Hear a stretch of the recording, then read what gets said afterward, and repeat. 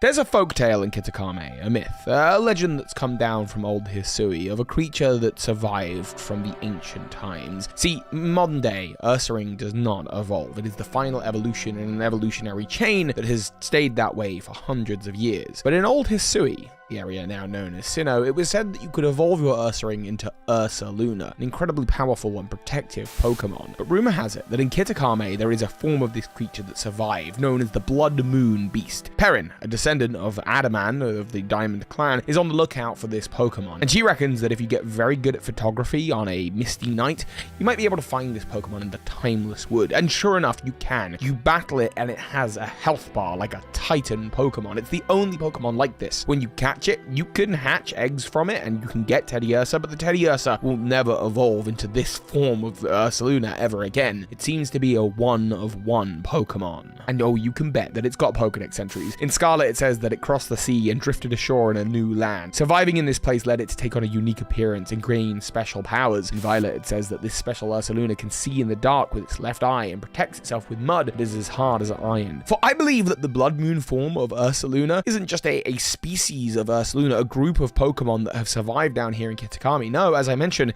it is one of one. I believe that the Bloodmoon form of Ursaluna is the last surviving Ursaluna. Its body has changed and warped and transformed as a result of living for so very long. This would explain, of course, why any new cubs that hatch from its eggs can no longer evolve into this form of Ursaluna, but the question is how? How would a Pokemon like this survive here in the Timeless Woods? Well, let's just take a little look at the name, shall we? Timeless Woods. As if time doesn't move on here. A Pokemon that might find itself here in the woods might find itself staying the same way forever. There are many ghosts that inhabit the Timeless Woods, and you can even find white-striped Basculin here. Another form from the days of Hisui. So something about this forest makes time stand still. Despite how it looks, this form of Ursaluna hasn't changed to like steel type from the ground type, or normal hasn't changed into ghost. It's not some kind of possessed creature. In the old days, Ursaring used to evolve into Ursaluna thanks to a resource called the Peak Block, which is just simply no longer available in modern day. Ursaring cannot evolve into Ursaluna anymore. There's certainly no indication of the Peak Block being available in Kitakami, and if it was there, it wouldn't be available in this woods. The Peak Block is found in marshy areas like the marshes in the south of Hisui. And what's more, Teddiursa and Ursaring don't live in the Timeless Woods. Again, this Pokemon is a lone wolf, or lone bear, so to speak. It says in the Pokedex that this Pokemon crossed the sea, suggesting that it came from the Hisui region. Now, I believe Hisui and Kitakami to be pretty much connected, but that didn't mean it didn't come by way of sea. It likely swam south of the Hisui region as its kind were dying out, and found its way following a stream upwards. Up, and into Kitakami. There actually is a stream that runs from the north up to the top of the Oni Mountain. There, in the very center of the Oni Mountain, is a pool that has very particular properties. A crystal-like structure that's very similar to the one found in Area Zero. You can even find Glimmer and Glamora here. This place has the music of Area Zero that will even play little riffs from time to time. It's a sacred place. Heck, there's even a wild and unique Milotic here. According to Briar, studying the area of Kitakami and studying this pool specifically might be able to help her in bringing the power of terastallization to other regions. In Paldea, it seems that terastallization is happening because the crystals in Area Zero seem to have an energy that flows through the earth and creates Terra Raid dens. As well as that, Herba Mystica grows and certain Pokemon eat it, and they can even become Titan Pokemon. If the same is true here, it explains why there's Terra Raid dens all over Kitakami. And it explains why the herbs that were put in the mochi that the heroic trio ate caused them to become gigantic and have health bars like Titan Pokemon. And perhaps that ties into Ursaluna. Ursaluna is the only non-Titan Pokemon to have a health bar like this. Perhaps it's been getting its nutrition from the leftover remains, or rather, a source similar to Herba Mystica. If we follow the water from the crystal pond at the top of the Oni Mountain, it actually goes off in two directions. One runs north, up towards where I believe the Hisui region or Sinnoh region to be. This is possibly where Ursaluna swam from. The other, pools in the Timeless Wood. So I suspect suspect that this ursaluna has been getting its nutrition from this pool. This is where it gets its drinking water from. And it's the minerals that is in the crystals, in the water and in the earth that has allowed this Pokemon to survive for so very long. And also that it ends up inside of the herbs of the mochi that allows the other Pokemon to become Titans. I've said, of course, in different Pokemon theories that there's a lot of tie between the life force of Pokemon as it displays itself in Mega Evolution and Z Crystals, Gigantamaxing and Terastallization, and right here we have another example of how the life force of Pokemon might be affected. This very idea was actually explored pretty recently in the new Pokemon Snap game, and it's interesting to note that when you find Ursaluna, you do it through a little Pokemon Snap minigame, where the boss Pokemon of that game are said to be the actual Pokemon from hundreds of years earlier, the Lumina Pokemon depicted on ancient cave walls, because they've been feeding off of the Lumina energy inside the plants. This is the same here for Ursaluna. And this makes sense because if this Ursaluna is the last living Ursaluna that's lived well beyond its years, changing it into the Bloodmoon form, it makes sense how Perrin found out about it, because ultimately there will be stories from old Hisui of the dying out of the Ursaluna species. And this information will have been passed down through her family from the time of ancient Hisui, and so she will be the last person in her clan likely to see this Pokemon until ultimately you catch it. But with a Pokemon this cool, let's put some preservation efforts in and make sure it doesn't go extinct.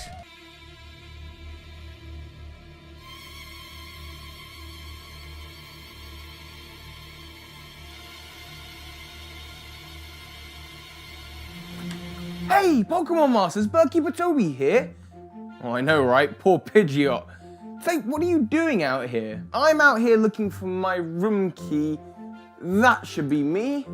Yes, number 301. No one appears to be home to serve me, although that's not surprising given where we are. Damn, I could go on for ages. Listen to me chit-chat. This is no place for that. Let's get out of the darkness of the lobby. Pokemon Masters, you know I am a Pokemon researcher, and you should also know that I am particularly interested in the supernatural claims about the Pokemon world. For example, who is the ghost girl from within Phoebe's room of the Elite Four? What was the deal with that Spiritomb from Sea Marvel? And did Lavender Town Syndrome actually ever happen? Of course, today I'm researching some supernatural claims from deep within the Eterna forest. Eterna, derived from the word eternal, which is a great word to describe this place. I am talking, of course, about the abandoned old chateau.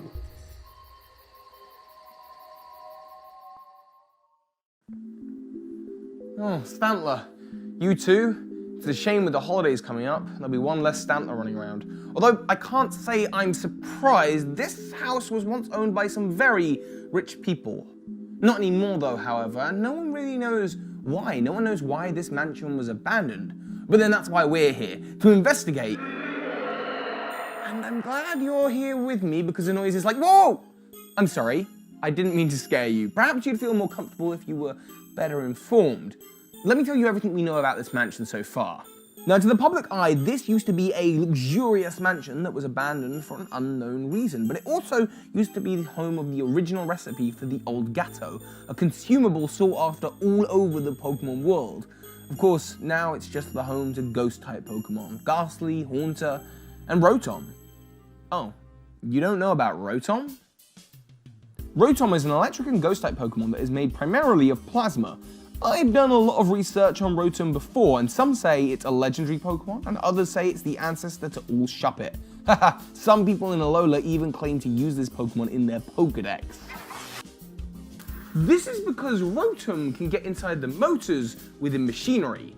Fans, lawnmowers, fridges, you name it. And while normally it's quite a playful Pokemon, a harmless prankster really, the evidence of this place suggests otherwise. There are ghosts within these halls, and we know that, not just the ghosts of Ghastly, Haunter, and Rotom, but there are rumors of human ghosts, departed spirits from beyond. An old man, a butler of this house perhaps, and a little girl are reported widely to have been seen within these halls, haunting them. The most common reason that spirits in folklore tend to remain bound to the earth is if they have some unfinished business.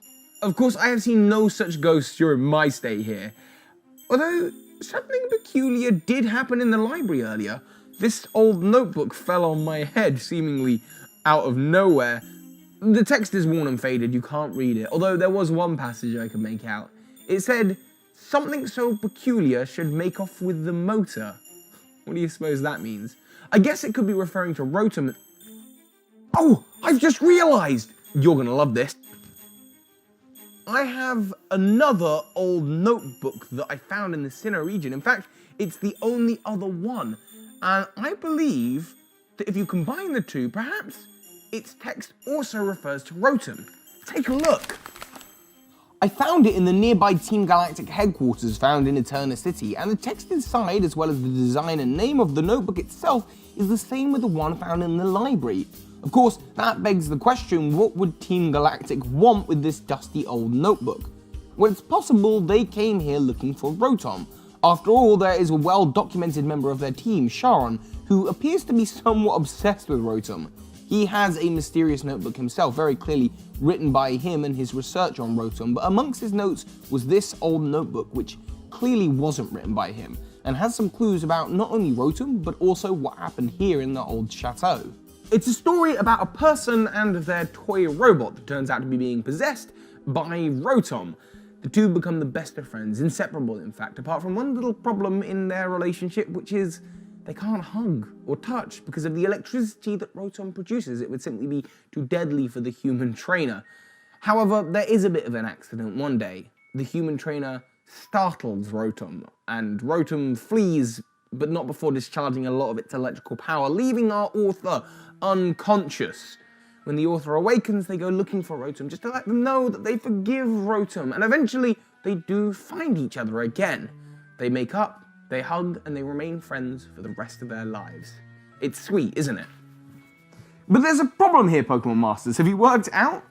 Just a moment ago, it was talking about how they hugged when they reunited, but a few paragraphs earlier, it was talking about how they couldn't possibly do that. They couldn't touch each other because of Rotom's devastating electricity. Now, it comes to mind that the writer must have been a child, because who else but a child would own a toy robot? And there is the ghost of a child walking around these very halls, a young girl who's been seen here frequently.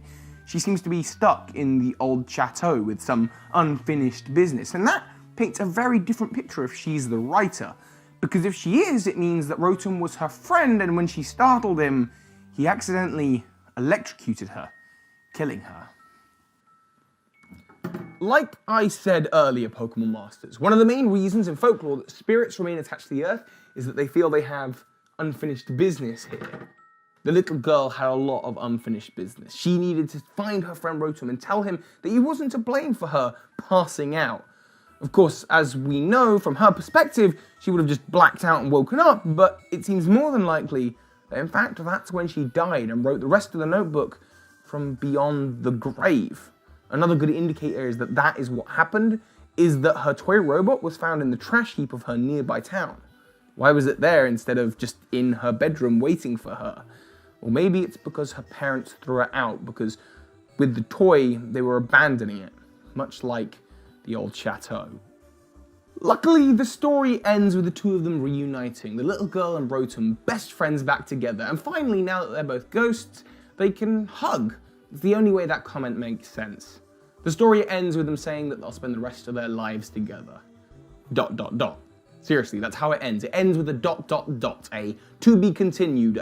This isn't the end. There was something left unsaid about that last comment. The rest of their lives together. Sure thing.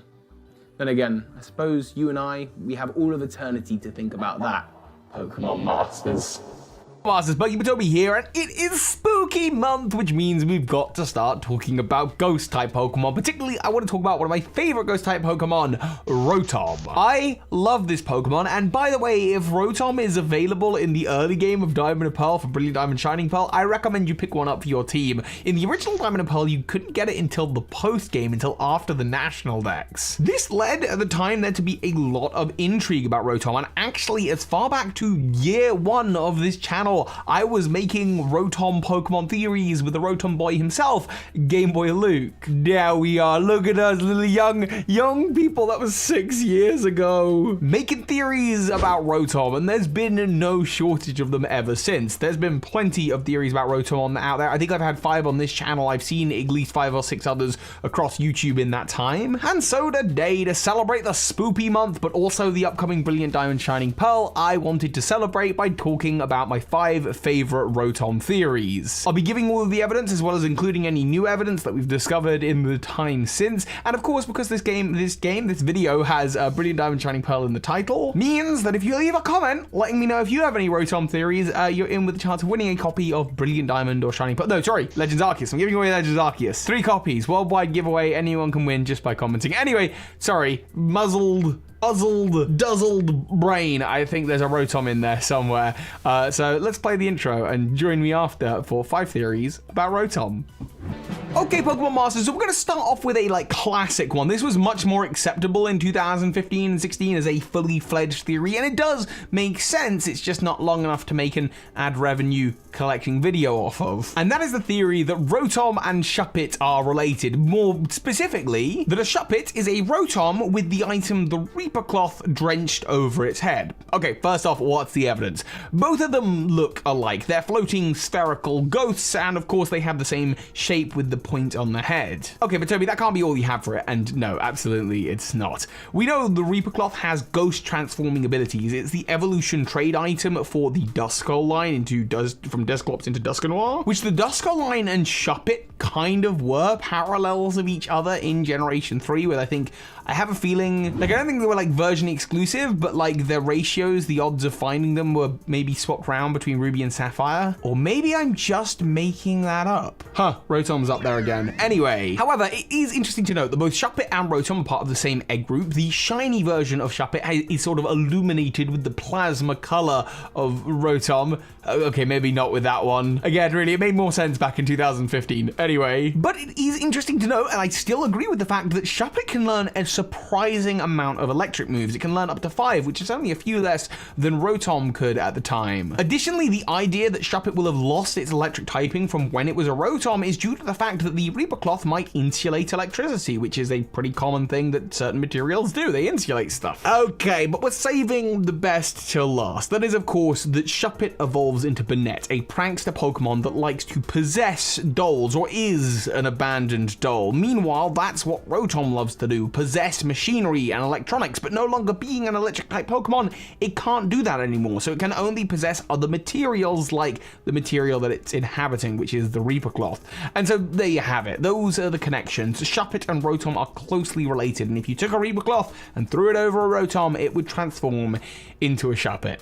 What do you think? Is this one likely? The next Pokemon theory about Rotom is one that again ties into that initial intrigue. Actually, it's the other half of the collaboration I did with Luke back then, and that is the idea that Rotom is a legendary Pokemon, or at least it was intended to be. Because in the original Diamond and Pearl, you couldn't catch Rotom until after you got the National Dex. Now, it's not only legendary Pokemon that you could obtain after the National Dex. There were a bunch of other Sinnoh Pokemon, Rhyperior, Glaceon, Leafeon, Licky, Tangrowth, the list goes on, but Rotom was the only one that wasn't an evolution of past Pokemon. Additionally, it's right next to the Lake Trio, the Lake Spirits, in the Pokedex, putting it somewhere between these new Sinnoh Pokemon and legendary Pokemon. But the real nail in the coffin for it was when you encountered Rotom in the old Chateau, it would play the legendary encounter music from Diamond and Pearl. That music would only appear when you encountered legendary Pokemon, and it was a one-of. It was a static encounter,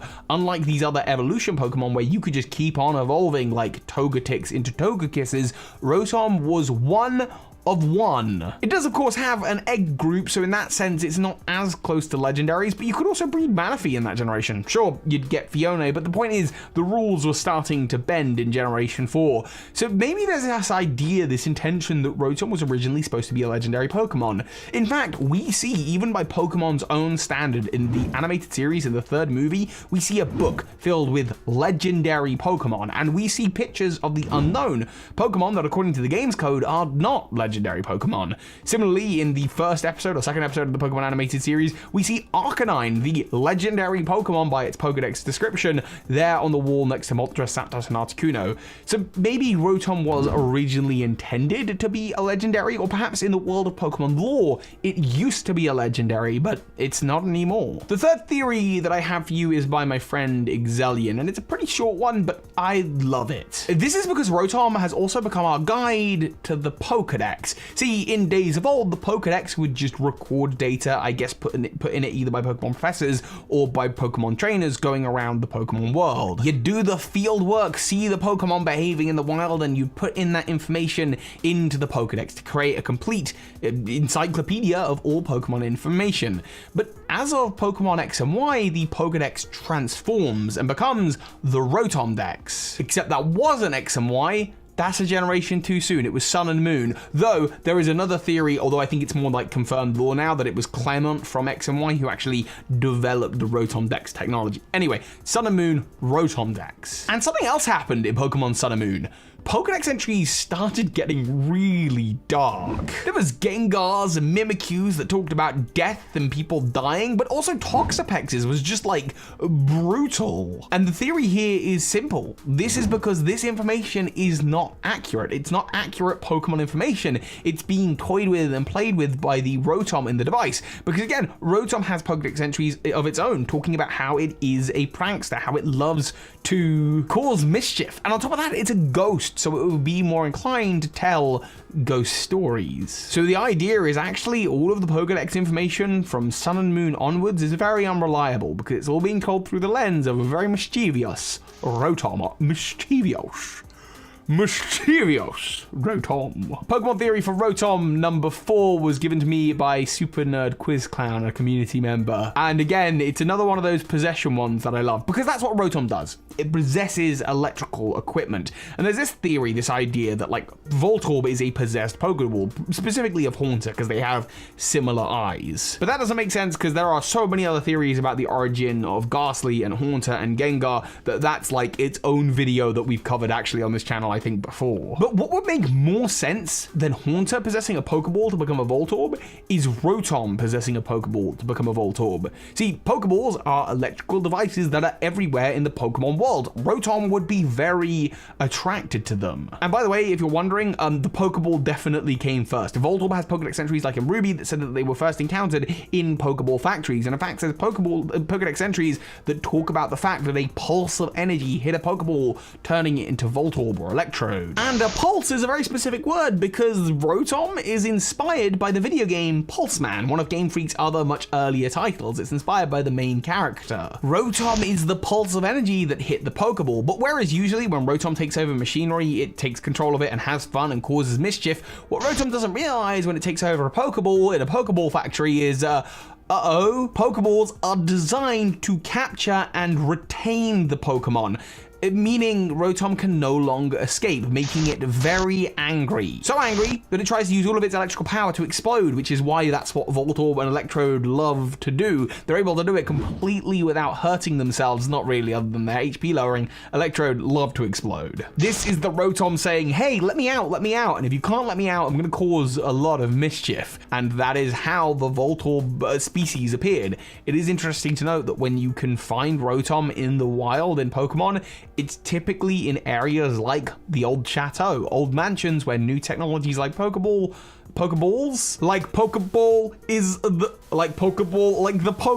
is less likely to appear. And number 5, we have to go back to the old chateau and talk about the old notebook that you can find there. This is one of my favorite Pokemon theories. I've covered it in a Pokemon Epic before in the old chateau, and I've actually got an upcoming video, another Pokemon Epic for Halloween that kind of ties into this as well. But in Pokemon Platinum, there's an old notebook that you can find in the old chateau where you find Rotom, which simply says, something so peculiar happened with the motor. Sorry, something so peculiar made off with the motor. This is of course talking about the peculiar Pokemon Rotom making off with the motor, but what's interesting is this is the old notebook, and a duplicate notebook can be found in the Team Galactic headquarters that exists in Eterna City. You can only get in there with a secret key, and there the Team Galactic admin Charon is researching Rotom, which is really weird because Team Galactic don't really have any ties or need for a Rotom. Team Galactic are interested in Dialga and Palkia and other dimensions, and sure, they go after other legendary Pokemon, and Charon in the manga goes after other legendaries like Heatran, but Rotom doesn't tie into their plans at all. The only other tie here is that I think the Galactic Gang or the Galaxy Gang were the main villains in that Pulseman game that I mentioned, but other than that, there's not really a connection between Team Galactic and Rotom. But there is here. And for the longest time, I speculated something. That Team Galactic's glorious leader, Cyrus, the nihilist who doesn't care about this world, who hates spirit with a passion and strong emotions, even though hate is an emotion, that he used to live in the old chateau. See, in Pokemon Platinum, to add a little bit more backstory to his character, we meet his grandfather in the Battle Resort area, and the grandfather says that growing up, Cyrus lived in Sunyshore City, but the grandfather regrets not taking him in. Why would he need to take him in? Maybe before Sunyshore, Cyrus lived in the old chateau. The old notebook that appears in the Team Galactic headquarters tells more of the story, about a young child who didn't really have many friends, who loved to play with his robots, which is exactly what the grandfather who in the Battle Resort says about Cyrus, that he was antisocial, but he loved playing with his machines, his toys, tinkering with them and playing with robots.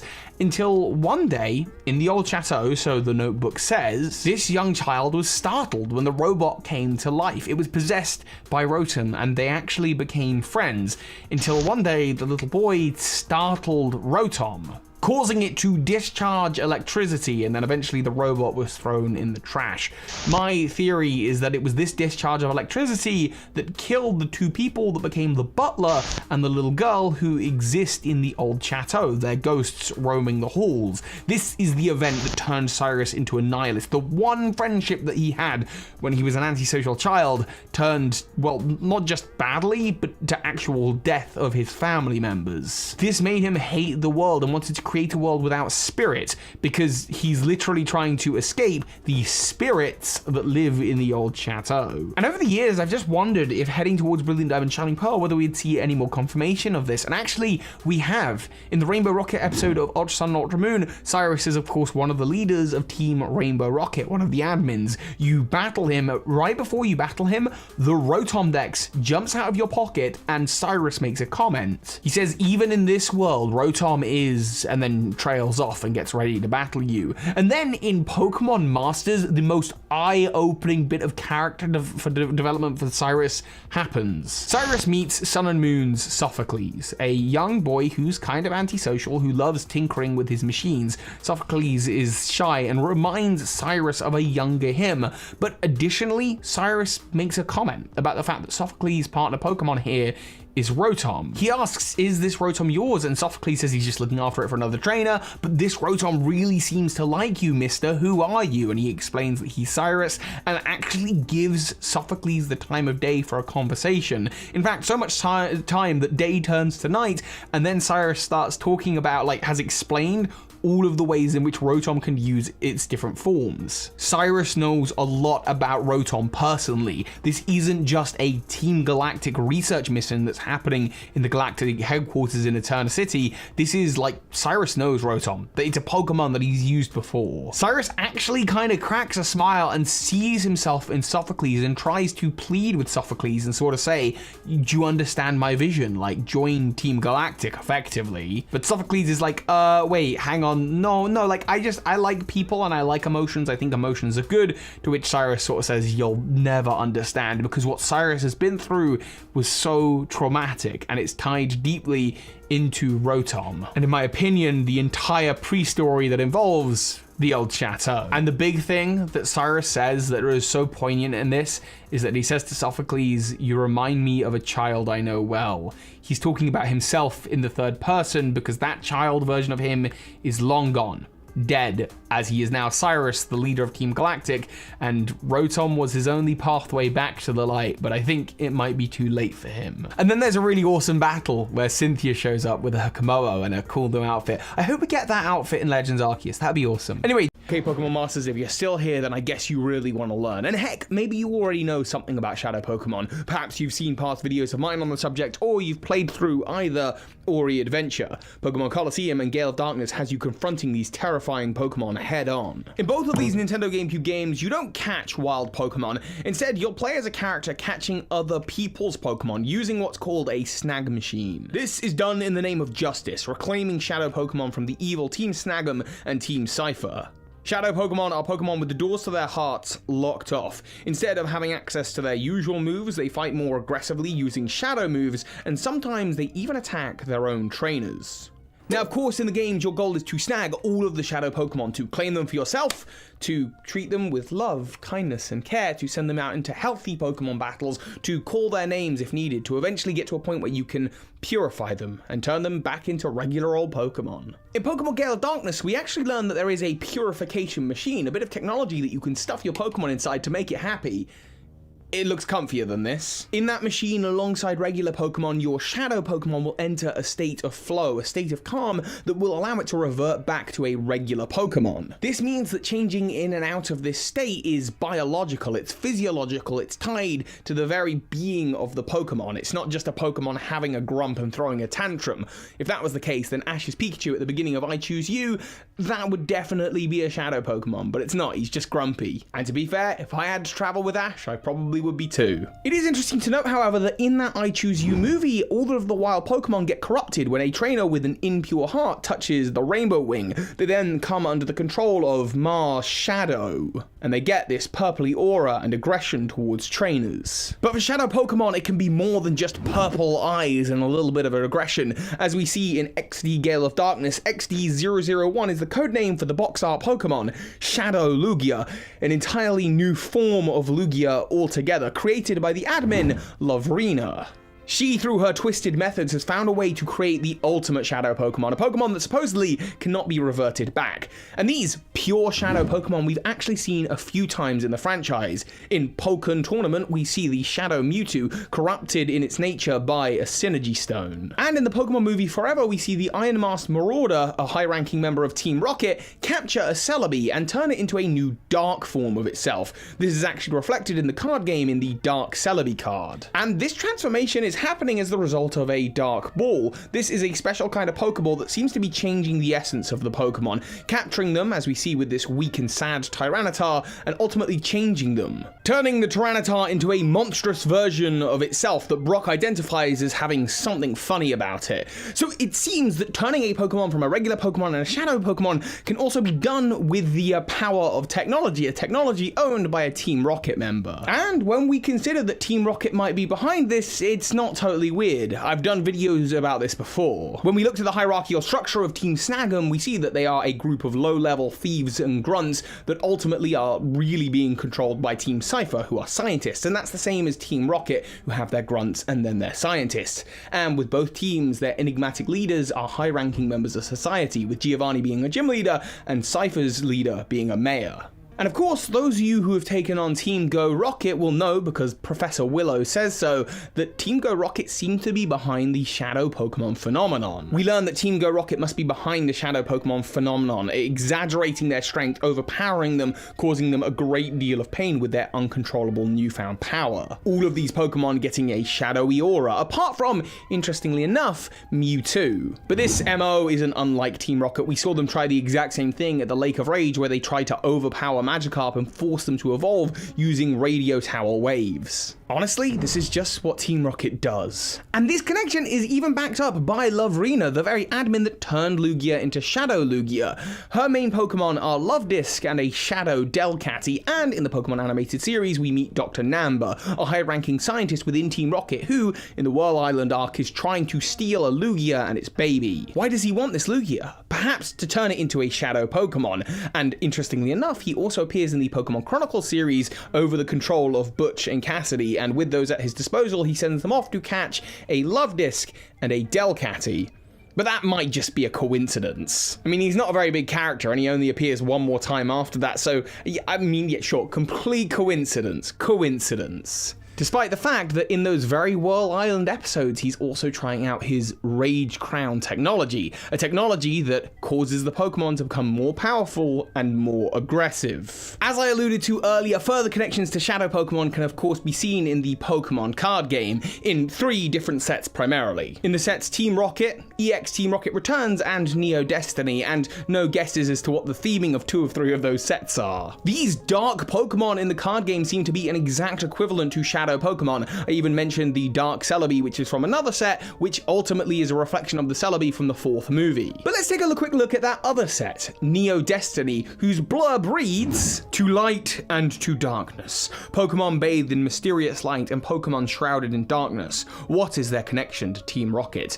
The mystery deepens and the adventure never ends." And actually what we learn when we look at these new light Pokemon that counteract the dark Pokemon is that they have higher HP than their regular Pokemon forms, and they tend to have attacks that aid other Pokemon in battle. They're all about companionship and training together. And of course, on point to their characters, they're all very, very happy in their artworks. Just look at that dugong. But this to me then begs the question, if we've got Shadow and Dark Pokemon and then a sort of pure Shadow Pokemon that can't be changed like the Lugia and the Celebi and the Mewtwo, do we have a version of this for light Pokemon with a strong bond with their trainer that kind of excel and become more powerful?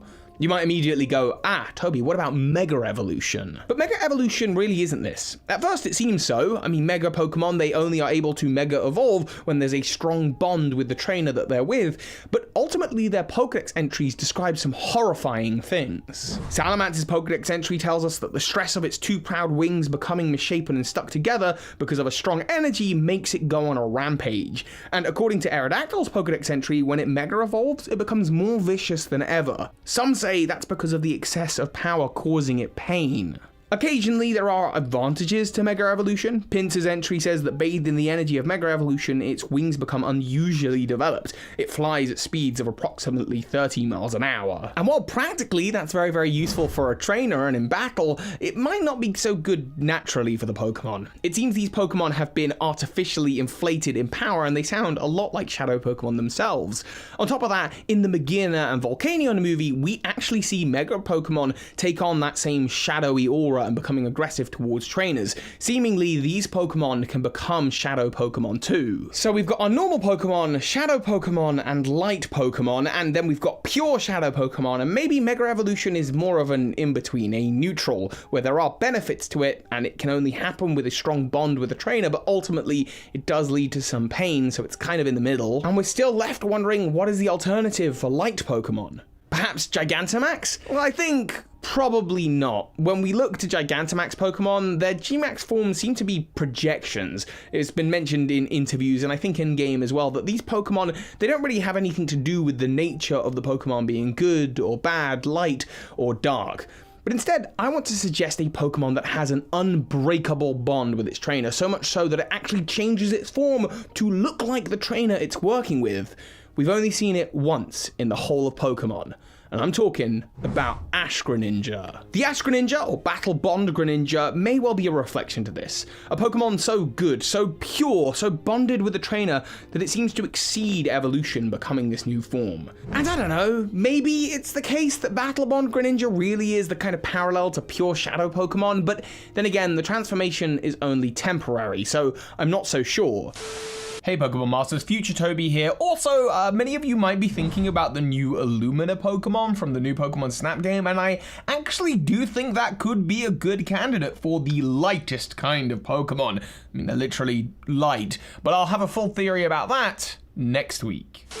Another example, though, of a Pokemon going from regular and becoming light might be seen when we take care of our Pokemon, when we love them and look after them. When we feed our Pokemon well in Pokemon Me, groom them in Pokemon Refresh, or play with them in Pokemon Camp, our Pokemon bond with us, and they become fundamentally more powerful. They're more frequently able to land critical hits, heal from paralysis and burn and that kind of thing, and of course, survive damage that would otherwise knock them out. These Pokemon in the game bonding with their trainer, the explanation for this is that they're light Pokemon. So we know that Pokemon can become more powerful through acts of goodness. But of course, Team Rocket believes that shadow Pokemon exist solely to be used as tools by them. They want to achieve this same power, but instead of putting in the time to love and take care of their Pokemon, they use artificial means to achieve the same level of strength. And where did Team Rocket get this incredible technology? Well, I believe they got it from creating Mewtwo. Mewtwo is the ultimate Pokemon life form, and we know that when it comes to Shadow Pokemon, it is different. As I mentioned earlier, in Pokemon Go, you can't get a Shadow Mewtwo, or at least it doesn't look the same as the other Shadow Pokemon in the game. We also know that in Pokken Tournament, there is a Shadow Mewtwo, but it's been corrupted by an outside force, this Synergy Stone. It can Mega Evolve like regular Pokemon, but in fact has 2 Mega Evolutions, making it only one of 2 Pokemon that have 2 Mega Evolutions. And on top of this, despite the fact that it came out all the way back at the beginning in Generation 1, Mewtwo has consistently remained at the top of all Pokemon strength lists since the beginning of the franchise. It's always been known as one of the strongest Pokemon, and in universe is known as the most powerful Pokemon. This is probably because in part, Mewtwo is created from the DNA of Mew, a Pokemon that contains the ancestral DNA of every single Pokemon, and in part the DNA of humans. In the Pokemon Adventures manga, we learn that Mewtwo is created by the infusion of DNA from Blaine's arm. In the Pokemon First movie, we learn that the DNA of Amber, Dr. Fuji's daughter, has been put into Mewtwo. This is in the Japanese version only. But it is there, it does carry over. Mewtwo is part human. It's a video I've done on this channel before. Mewtwo is frankly an abomination. It's a Pokemon that is torn in two, disgusted by its own creation, unsure what to make of its purpose. That twisting, that ripping apart of itself causes it to be enraged, to be angry. It causes offshoots like the Berserk gene, an item that can be found in Pokemon Gold, Silver, and Crystal outside the Cerulean Cave, the very cave that Mewtwo resides in. This Berserk gene, if you give it to a Pokemon in battle in the games, it will ultimately boost their attack stat, but confuse them.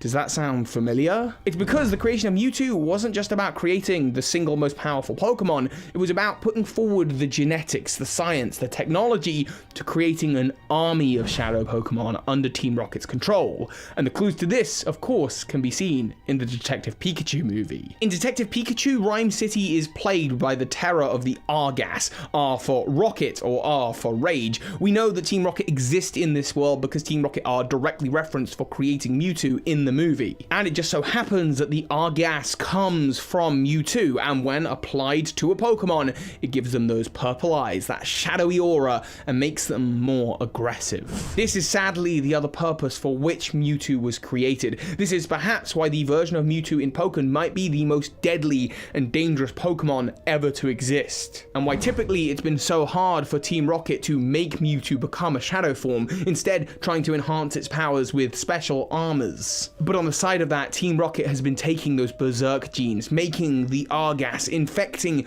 other Pokemon with it, turning them into shadow Pokemon.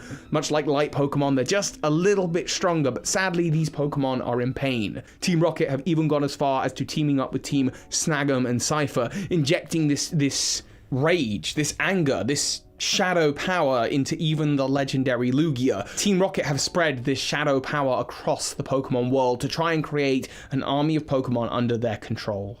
But there is hope, Pokemon Masters, and that is you. See, a perfect shadow Pokemon, the kind that Team Rocket are trying to create, we've only seen the 3 of them, the Celebi, the Lugia, and the Mewtwo, and the Celebi only really had dark rings around its eyes. It wasn't like it had gone through a full transformation. Now, to those 3, in the entire history of Pokemon, we've only seen one Battle Bond Greninja, a Pokemon that is so fueled by love and friendship for its trainer that it's able to exceed evolution. And maybe that's where you come in. By using Refresh and Ami and Pokemon Camp, you're not just sitting there bonding with Pokemon, you're trying to make them even more powerful. Perhaps these light Pokemon and some new form of Pokemon that exceeds all goodness, perhaps that's the answer to truly combating these evil shadow Pokemon. So I implore you, Pokemon Masters, go down the path of light. Go down the path of light, do good things, train well, take on Team Rocket, and of course, soar high, Pokemon Masters. This is Ash Ketchum. You just watched a video by Bird Keeper Toby. That makes you a Pokemon Master. A huge thank you to those of you who have been supporting this channel financially, whether that's through buying my merch, my Tree of Life poster, or those of you supporting me on Patreon, including the big patrons of this month, JD Gottlich, Michael Hornshoe, and Matty Barr. Thank you. Hey Pokemon Masters, Bird Keeper Toby here, and if you're a fan of Pokemon Theories on YouTube, then you've probably seen a lot from me and Lockstin in the last month, talking about Silph Co and Shadow Pokemon and Porygon, the deep secrets of the Kanto region and what's really behind it all. You don't need to have watched all of these videos to understand this video at all, but I would recommend you watch them, and I'll leave links to them all in the description, because they all sort of tie in, and they paint this bigger picture behind the nefarious schemes happening in the background of the Kanto games. It's just been a really good month for speculation, and I watched videos from other Pokemon theorists, and I've been watching Lockstin's videos, and I've been, it's been getting the cogs turning. I've been thinking, I've been watching his videos through the lens of my own Pokemon theories, and now I'm going to talk about where I think Lockstin was wrong about Scientist Ross. Scientist Ross, the creation of Porygon, and MissingNo. Let's take a look. Hey Pokemon Masters, I also have to apologize. It is an unbelievably hot day here today, so I am like very, very shiny. I'm a shiny Pokemon. I'm so sweaty. I'm the shiniest shiny Pokemon. Who is Scientist Ross? Let's talk about Scientist Ross. Scientist Ross is a scientist who you battle in the Team Rocket headquarters in Johto. Underground, he says that he used to be a member of Silph Co. This kind of story we've seen before, and I've talked about on the channel before. Professor Fuji founded the Cinnabar Mansion, a research facility that Silph Co owns. This is because there are Silph Co documents that point to the creation of Porygon being on Cinnabar Island. And Dr. Fuji also then went on to work for Team Rocket on the Mewtwo project, again on Cinnabar Island. Now, we have so much to talk about when it comes to Cinnabar Island and what's going on there. It is a creepy place. Yeah, there's the Pokemon Lab, but there's also the Pokemon Mansion, which, as we can see in Let's Go Pikachu and Eevee, used to be a lab before it got destroyed, before it got completely abandoned. Maybe he was a Team Rocket scientist first, who, after everything went wrong there, vowed to stop and then began working with Silph Co. Silph Co, as I've talked about in recent videos as well, has its tendrils all over the Pokemon world. They probably work in conjunction with the Devon Corporation, given that they share so many different technological advances. On top of that, something I've discovered since making that Silph Co video is that the Devon Corporation were working on a machine that could turn people into Pokemon. The only time we've seen that otherwise was in with Bill. Bill accidentally uses a machine to turn himself into Pokemon, and Bill has definitely worked with Silph Co in the past. And the creation of Pokemon life, moving sentience between these bodies, transferring, trading, this is all technology that Silph Co and Devon have their hands in. Whether it's the digitization of magical life using their infinity energy into Pokeballs or into the PC system, trading them, the trading of Pokemon using a link cable, potentially trading them when it comes to trade evolutions, which, according to like a really old interview, I think it was an old handbook, I'll leave the screenshot here, Bill, actually the trade evolution thing might be an issue with his machine. We'll talk about that in a future video. It's just code getting mangled up, and that's why the whole Graveler Machoke theory exists, where Graveler gives its arms to Machoke becoming Machamp, and then Graveler gets the reptilian head when it becomes Golem. Anyway, that's besides the point. The other big areas that they have their hands in, obviously the creation of Porygon, the creation of Mewtwo in the old Cinnabar lab, whether that was part of Silph Co or just Team Rocket, we don't know yet. But we also know that both Silph Co and Devon, and we're going to focus on Silph Co here, and we're going to focus on the Cinnabar lab. The main function for that building is the restoration of Pokemon life, for fossil life. And that is going to become relevant in just a few moments. But first, we're going to talk about Scientist Ross. The whole theory around Scientist Ross is that he left Silph Co with the codes and the plans and the dubious disc for Porygon Z, and thus Porygon Z, the glitch Pokemon, was able to come into existence. And a lot of people talk about glitch Pokemon, and their minds turn to MissingNo. That's what happened in Lockstin's video. MissingNo is a glitch Pokemon, a bird type. It's a glitch that expresses itself in the game as a Pokemon, and it has a few different forms. It can look like the Lavender Town ghost, or it can look like the fossils of Aerodactyl or Kabutops, or it just appears in this kind of big brick shape. These are the glitches, the forms of MissingNo, which can appear when you try and do a Mew glitch in Generation 1. And of all the places that this glitch Pokemon appears the most frequently when you exploit it correctly is just off the shore of Cinnabar Island. Mewtwo, fossil restoration, the fossil forms. It's all kind of coming together. Now, in Lockstin's video, Lockstin talked about the idea that perhaps MissingNo was an attempt at creating Porygon, a sort of beta version, a code Pokemon. It sounds like Porygon, that makes sense. But eventually the project moved on, the code for MissingNo was scrapped or maybe stored somewhere on Cinnabar Island as a backup before it escaped, and Porygon was the end result. Eventually they did it. They achieved their goal of creating Porygon, a digital Pokemon that could even travel into cyberspace, and then space is Porygon 2 according to its Pokédex entries, and then they were aiming for alternate dimensions with Porygon Z. All super cool stuff, but I say Lockstin, you're wrong. Let's flip it on its head. Porygon is not the end goal. Porygon is the beta version of MissingNo. MissingNo, that is the end goal. Well, how do I come to that conclusion? Well, let's take a look again at Cinnabar Mansion. The goal there was to create the ultimate Pokemon life form, Mewtwo. Then in the Cinnabar Labs, the goal is to restore ancient dead Pokemon to life. So much of it is about taking something that's not alive and injecting life into it. This actually explains what Silph Co is doing in Lavender Town with the ghosts and the Silph Scope, the item that allows you to see ghosts. All of it is about achieving something greater beyond Pokemon types or Pokemon classifications. They're trying to see what else is out there. For sure, the ghosts in Lavender Town are different to regular ghost type Pokemon, and the big ghost at the end that you can't catch, maybe Silph Co used the scope to actually manage to see it and get hold of it and capture it and bring it back to the Cinnabar lab for studying. Trying to inject life into it, to take control of it. This is one of the many forms that the MissingNo project took. Of course, that didn't really work out. But we're in the Cinnabar lab, where we have access to fossils of Aerodactyl and Kabutops, and again, trying to inject life back into these things. And perhaps for a moment, that project succeeded. MissingNo took on these forms, and in the process, they learnt how to restore fossil Pokemon to life. That explains how they got hold of that technology. But what about the blocky form of MissingNo? What is it about? Why try and access or create something like that? Why dabble with code? Well, it's pretty clear to me, and I've talked about this as well in a recent video, that the characters in the Pokemon world understand that they live inside of a video game. This is clear by the Game Freak employees who live in the Game Freak offices, the people who offer you information on how to like use the menus and what the basic controls of the games are. The characters know that they live inside a digital space. And this is actually confirmed in deep Pokemon lore in the Sinnoh Ruins events, where Arceus tries to create a Dialga Palkia or Giratina egg, summons the unknown, and we see flashes of the real world. Okay, so Toby, you're rambling, you're hot, you're sweaty, you're a shiny Pokemon. Where are we going with this? The point is that Porygon, the restoration of fossil life, the pursuit of knowledge about ghost Pokemon, all of those are just byproducts of this process of trying to do something even grander, even greater. Silph Co have warp panel technology. Their rival company or sister company or conglomerate that's working with them, Devon,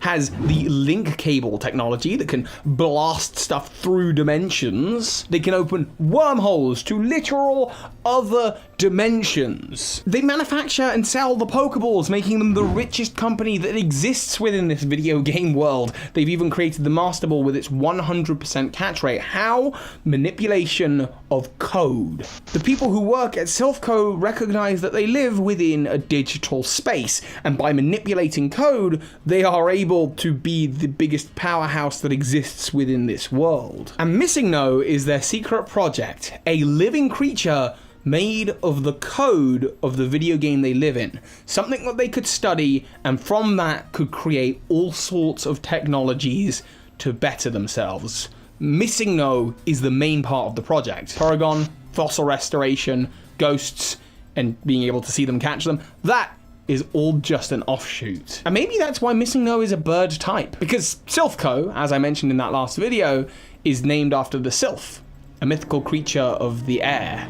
And here we have MissingNo. Certainly being a creature of the air and mythical, well, we don't even know what its number is in the Pokédex. Hello there, Pokemon Masters. I'm glad you could make it to our afternoon tea party. Glad to see you got your invitation. Tell me, how do you like your tea? With sugar or bitter? Sorry, how rude of me. I haven't introduced you to our other guests. Don't stare, of course. It's awfully rude. We're throwing this whole thing for Bennett. She's been feeling a little bit sad and abandoned lately. You see, Bennett is the marionette Pokemon. A marionette is a puppet operated by strings, but in this case, I think the strings are maybe hypothetical. You see, according to Bennett's Pokédex entries, an abandoned plush doll became this Pokemon. They are said to live in garbage dumps and wander about in search of the children that threw them away. It is frightfully sad, isn't it? Though despite being the marionette Pokemon, there are no strings controlling Bennett. No. Our Bennett instead is more of a cursed energy that possesses the abandoned doll. You know, I had a theory once about Bennett and its relationship to some ghostly sightings in the hallways of the Hoenn Elite Four.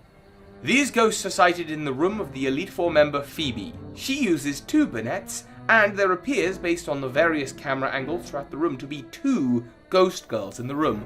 Look, you can see one just there. 2 Bennetts and 2 trapped souls. I'd say those young scallywags got what was coming to them. You know, I do love it when a good Pokemon theory holds up after all these years. And tell me, have you met our other guest, Mimikyu? Oh, Mimikyu didn't used to get invited to tea parties very often. She's quite jealous of Pikachu. In fact, that's why we sit them apart. So, when it comes to Mimikyu, apparently 20 years ago, Pikachu hit the big time, a massive star. This made Mimikyu envious. Apparently Pikachu got famous because that trainer from Kanto, Red, beat the Elite Four, defeated Team Rocket, all with Pikachu by his side, and that made Pikachu famous. Wait, was it Red? Or maybe it was Chase from Let's Go? Or Ash Ketchum? Oh, all of these names, I don't keep track of the drama. But anyway, what happened is Mimikyu ended up being very envious, and so it's possessed a bit of cloth to look like Pikachu in the hopes that it might be as cute. And if you still don't think the Mimikyu's adorable, then it'll eat your soul! Sorry. Cake? You know, there have been many theories about Mimikyu. The idea that it's a jealous Clefairy spirit that's annoyed at Pikachu for taking its spot as the mascot of the series, or the same again for Porygon for getting it kicked out of the anime. Despite the mystery, it's honestly seemed rude to ask. Tell me, have you met our next guest? No, not Stuffle. That's a Pokemon doll. Can't you tell the difference? Our next guest is one that's come from right here in the Galar region. Tea? Poltegeist is a new Pokemon appearing in the Galar region, and it's not the teapot that's possessed, but more so just the tea. It's infused with black tea, my favourite, and according to the Pokemon website, it makes the tea quite delicious. Possession has always been a key part of the Pokemon world. Pokemon like Rotom take control of all sorts of appliances. As we've already mentioned, there's Mimikyu and its cloth, or Bennett and the doll. And possession of objects in the real world is usually done by poltergeists, and poltergeists are responsible for the taking control of and levitation of objects. One such reported poltergeist was for a doll named Harold. Harold was bought in Webster, Florida for just $20 at a flea market. The buyer was warned about Harold when it was bought, warned about how when Harold was first obtained 60 years ago, people would hear singing, crying, and laughing from Harold's room. Harold certainly seemed to have a lot to say. The original owner who bought Harold for his son tragically lost his son a few years later. He decided Harold was a bad omen and decided to try and burn the doll, but it just wouldn't seem to burn away. Now, I'm sure Harold didn't mean badly. I mean, he's just one of many such dolls across the planet. Then again, maybe you don't like these horror stories. Maybe you prefer your kids' films, like Toy Story. In the Pixar film Toy Story, the toys in Andy's room come alive whenever he leaves.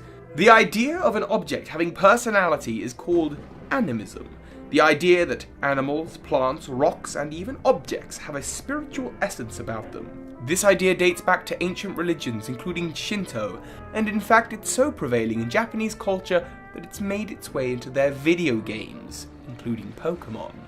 Now you might be thinking, just because it's in a few horror movies doesn't mean that my cuddly friends are really here in the room with me.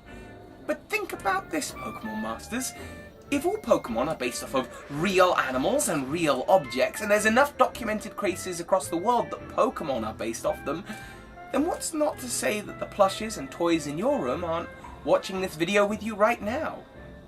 I'm afraid you'll have to leave. It's time for our afternoon nap. Sleep well, Pokemon Masters.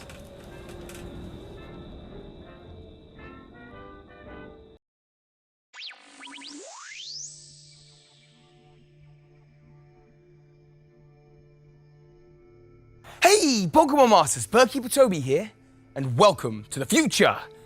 It is a very bleak future, mind. Things have changed a lot since you were here last. Things have gotten a little bit bizarre. Not to worry though, you are here now, and that's what's important. We can finally sit down and have that talk about alien Pokemon. And you can't deny alien Pokemon this time. I mean, we've spoken about Jigglypuff and Clefairy before, but I have reports from Alola talking about Miniors there, or Behems in Unova, and Cresselia and lots of the other legendary Pokemon are all said to have come from the stars. Here, take a look at this. In the Alola region, there's reports of a trainer who stumbled on a man who wanted to see a Solrock and a Lunatone. This man, when spoke to, said that he could finally go home and disappeared into the sky. Further reports from the same trainer speak of a Pokemon called Nebby. I'm not sure what species that is, and Nebby is not so much an alien, but rather cosmic dust particles that have become a Pokemon. That said, I see it as proof that life outside our own planet exists. So we know, Pokemon Masters, that aliens exist. You certainly know it now. But what you don't know is, where am I? I am in Neo Saffron City, a metropolis, a hub of human ingenuity, and home to the greatest tech company that the Pokemon world has ever seen. Talking, of course, about Silph Co. Why, they produce everything from potions to Pokeballs, and, they probably even created the tech that developed my AI. This is Al, and Al has been deciphering and decrypting the information that I stole from the old Silph Co building. Let's see what he has to say about alien Pokemon. Hey Toby, I found something about them and their sister company Devon deep in the files of the old Silph Co building. About a decade ago, a meteor headed on a collision course with Earth was discovered to be the alien life form we now know as Deoxys. The planet was saved thanks to a young Pokemon trainer. However, Silph Co and Devon had their own plans to never leave the Earth undefended again. Porygon is an artificial Pokemon first developed by Silph Co that can travel through digital cyberspace. It was made entirely from programming code before being actualized in the real world, thanks to incredible scientific advances. Its upgraded version, Porygon 2, is known for its ability to travel in deep space. It also knows the move Conversion 2, which makes the Pokemon the same type as the attacking opponent. This makes sense seeing as Silph had no idea what they're up against in this line of defense. The last part here says that a Porygon 3 project was in production at a place known as the Aether Foundation, but never saw full development. Toby? Yes, the Aether Foundation. Now, they are a very familiar foe of mine. I had to stop them before from opening up an ultra wormhole above a densely populated area. I mean, their CEO, was she mad? An ultra wormhole is not a good thing for this universe, Pokemon Masters. No, it is a tear in the fabric of reality that leaves this version of reality open to, well, a creature that we are not ready for. We can deal with alien threats like Deoxys, we understand them. But the Ultra Beasts that come from Ultra Space, well, they are scary. And right now, there is an Ultra Wormhole open right above my head, Pokemon Masters. This city square used to be bustling with people and Pokemon, but ever since UB01 showed up, they've been frightened and in hiding. Many people have lost their lives, many Pokemon too. This is the apocalypse, and we should be trying to get out of here ourselves. Pokemon Masters, there's something I've yet to tell you. I am a member of an organization known as the International Police, and we've been researching the Ultra Beasts, and perhaps a way to defeat them. Al is right, there was a Porygon 3 in production that was meant for this task. It's no wonder that the Aether Foundation gives away Porygons. It was meant to explore alternate dimensions. You can find that much out in Porygon Z's Pokedex entries, but it's called Z and not 3 for a reason. Something went wrong, and I think it was a sinister hacking because the data of Porygon 2's upgrade is not correct. Instead of a second upgrade, we got a dubious disc, and all the data is corrupted. Pokemon Masters, I know you really want to save this world, but there's nothing more we can do. This is the darkest timeline, but don't worry. I've built us this teleportation machine, and with it, we will go up right through the heart of the Ultra Wormhole to the parallel Pokemon world on the other side, and we can use what we've learned here to save that world from the Ultra Beasts. Isn't that great? Oh, there is one problem though. In order to use this machine, you need one of these, and well, this is the last one I could find in the old Silph Co building. You don't mind if I just So hi, Pokemon Masters.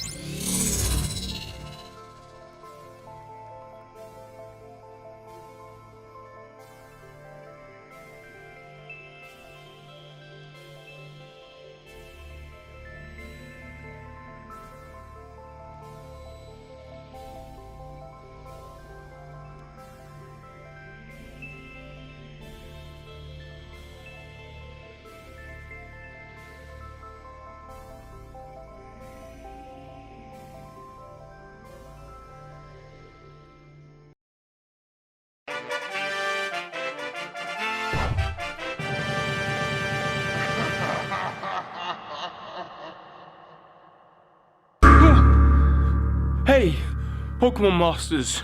Bird Keeper Toby here. What are you doing here? Your Pokemon don't look dead. You should go home. Pokemon Masters, Bird Keeper Toby here, and I think I'm freaking out a little bit. I've just come back from Lavender Town, and I think I'm now suffering from Lavender Town syndrome. There's a noise, a tune in my head that's telling me to kill myself. Is that a white hand on your shoulder? Toby, stop spooking the viewers, even if they do look kinda like a Marowak. Here, why don't you let my voice keep you company? Sound is always good in the dark.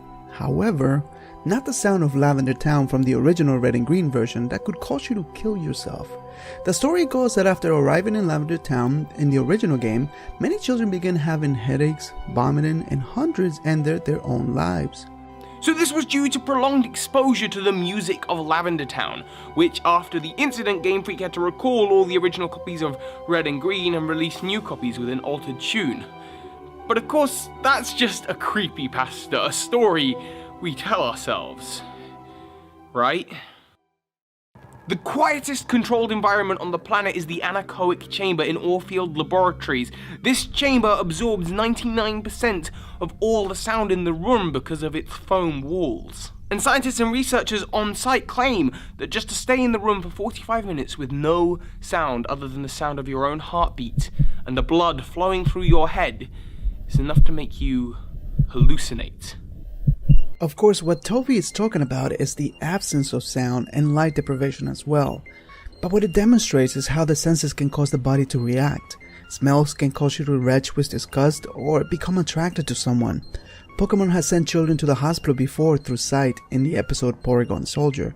In this episode, different lights flashing at different times cause hundreds of children to vomit, have headaches, and even go to an epileptic shock. So what about sound? Can it really influence your actions? I already discussed on my own channel how people have a hearing range of 20 Hz to 20 kHz, whereas dogs can hear from 40 Hz to 40 kHz. However, our hearing diminishes as we get older, normally beginning around the age of 8, meaning that there are things that kids can hear that us adults can't. This is used in areas where teenagers normally loiter. Companies will install what is called a mosquito alarm, which will emit a constant frequency that only teenagers can hear to annoy them. So how does this translate to Lavender Town? So yes, you can annoy somebody with sound, or you could make them hallucinate without it. You can also relax them with something called binaural beats. Binaural beats have become very famous in the alternative medicine community as they are said to induce relaxing states. The effect was discovered in 1839 and the premise is that your brain gets affected because of a difference in frequencies in each ear. Let's say you had 30 Hz playing in one ear and 40 Hz playing in another.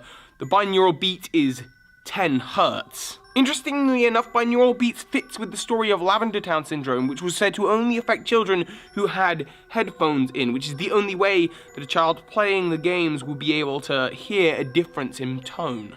Claims about binaural beats state that the effects can range from relaxation to the effects of LSD, but could it cause you to kill yourself? Well, maybe. There's currently no known form of using sound to literally control someone's actions. However, after some experimentations, it has been discovered that some binaural beats can trigger negative emotions such as fear and paranoia. What is very interesting about this is how these negative effects are normally found in the much higher frequencies, such as the beta and gamma waves, and as I mentioned before, children are able to hear things us adults can't. In fact, we have been playing some high frequency tones this whole time that I have been speaking. I'm sure some of you guys were able to pick them up and others had no idea. This is what makes the Lavender Town syndrome even more scarier, because there could have been something there, but a lot of us just could not hear it.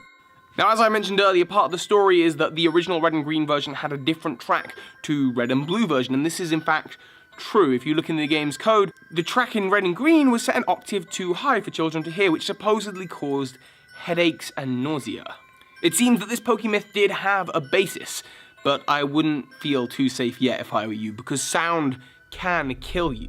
Sonic weaponry is in development all over the planet, and while it may sound very Doctor Who, the truth of the matter is that if you get blasted with ultra high frequencies, it can turn your eardrums to mush and even kill you.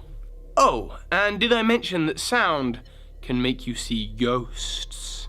In 2004, a man named Vic Tandy was investigating a haunting in his laboratory, only to discover that the apparition that had been appearing was in fact the result of a newly installed extractor fan. The sound vibrations affected people's eyes, making them see a ghost, similarly to how the original tone of the Lavender Town was also affecting children's vision. It seems that between the binaural beats that can cause you to be paranoid, or the visions that can be triggered by simple vibrations, the way that sounds affects us the most is not physical, but psychological. So, if there's one thing that we know for sure, it's that the sound and information that our body inputs on a daily basis can be altered with. Our perspective is kind of a guard blocking us from seeing the truth. Did Lavender Town Syndrome really happen? Was there a mass suicide of children who were playing the original Red and Green games? It's unlikely. That said, every story has its basis. Did some lonely child become paranoid from hearing an odd sound? Perhaps saw an apparition because the sound affected their brain. Maybe a lonely individual took their own life, not out of control but out of fear for what they saw after entering Lavender Town. Who knows, Pokemon Masters? Anything can happen when you're alone in the dark. Hey, Pokemon Masters! Bird Keeper Toby here. Welcome back to my channel. I hope you enjoy your stay, because today's video might be a little bit more uncomfortable for you. Maybe it's just the serious way I'm looking into the camera, or maybe it's today's theory that I have for you about a brand new Pokemon which I think looks awesome, Mimikyu. Or at least that's its Japanese name. I'm kind of hoping its English name is Peekaboo. And it is an awesome Pokemon, but also terrifying. It has a terrifying backstory and maybe the answer to one of the biggest Pokemon theory mysteries out there. A theory that I've already covered in some depth with my theory about who is the ghost girl in Phoebe's room, and I came up to a conclusion different to this one. But this one is maybe a different possibility that's just as sinister. So be sure to leave a like, and a massive thank you to my patrons, including Cybernex, who is this month's big Patreon. Let's get on with this Pokemon theory. But why would Phoebe have anything to do with this newly announced ghost Pokemon? Well, we know that if any trainer in the whole of the Pokemon world is going to be linked to Alola in some way, it's Phoebe. Her look is certainly based off a Hawaiian beach hula girl. She's tan, she wears the right clothes, and of course, Alola is based off of Hawaii, and she shares the same dress sense. In fact, she even has hibiscus flowers in her hair and on her dress, which is the national flower of Hawaii, so there's a good chance she's even from this region. That much has been speculated before, and her links to ghost Pokemon don't end there. In fact, she has all of the ghost Pokemon in Hoenn. She's a bit of a ghost Pokemon collector in that respect, and she's of course a ghost type Elite Four member. But let's recap. What's this whole business about a ghost girl?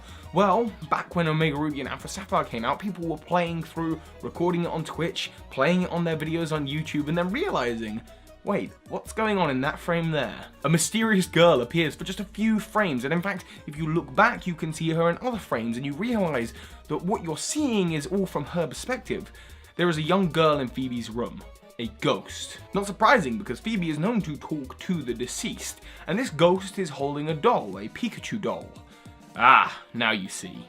A Poké doll much like this one, and I speculated before differently about this Poké doll, what it could mean, how it could relate, and why the ghost girl might be bound to Phoebe. But now we know Mimikyu exists, and there could be an even more sinister answer. See, as you'll have noticed, Mimikyu looks like a Pikachu, and that's no accident. Apparently it hides under a very special cloth, maybe the Reaper cloth, maybe old merchandise of a very popular Pokemon. A Pokemon that appears as a doll all over Alola, in fact. Pikachu! Everyone loves a Pikachu, and why wouldn't as a Pokemon you want to be loved? So the real Pokemon hides under the cloth, and as it's described on Cerebi, it hates sunlight. But don't try and trick it, don't try and remove the cloth, because Cerebi also says that those that try to remove the cloth are afflicted with illness. And this Pokemon looks a lot like Pikachu. In fact, so much so that a little girl passing by might see Phoebe playing with what she thinks is a Pikachu, go to pull it or hug it and remove the cloth from her Mimikyu, a ghost-type Pokemon she will almost have definitely caught in her time in Alola. And this girl, of course, holding what she thinks is the skin of a Pikachu, runs away, she's crying, she's scared, and she gets afflicted with an illness and unable to return the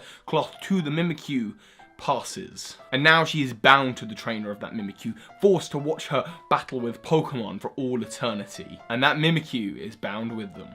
Of course, that's just one interpretation of what may have happened with this particular Pikachu doll. Of course, I've talked about it very differently in another video, so why don't you check that one out too?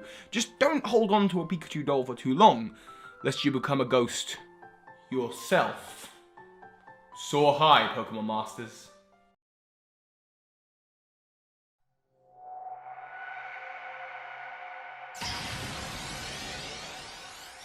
Hey Pokemon Masters, Bird Keeper Toby here, and I have a Pokemon theory for you today, although I say theory, it's not really a theory if it's true. Can I trust you, Pokemon Masters? I certainly hope I can, because I think I found out how all of this comes together.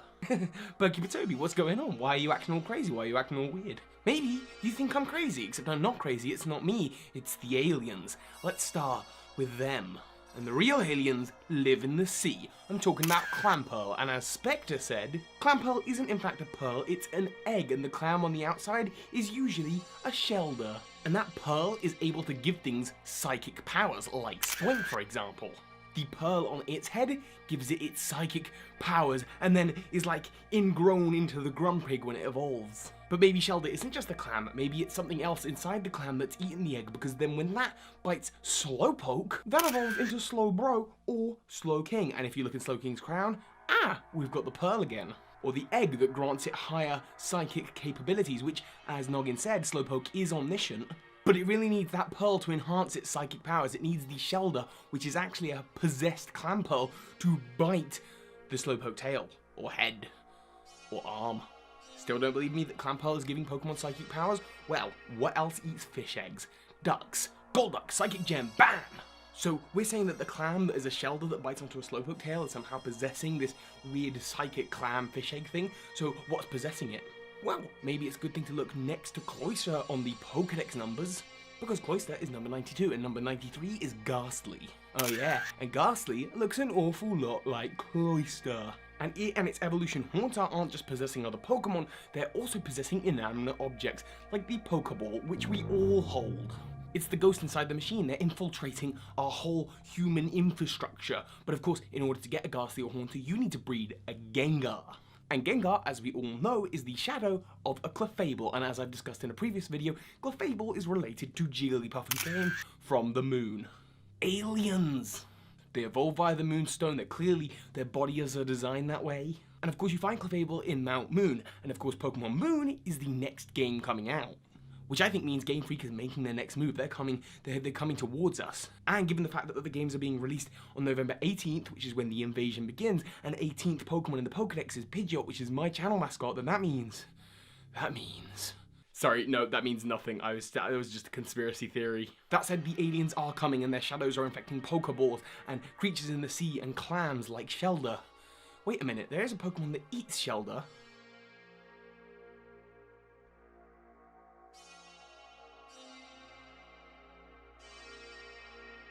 Lord, save us, Helix!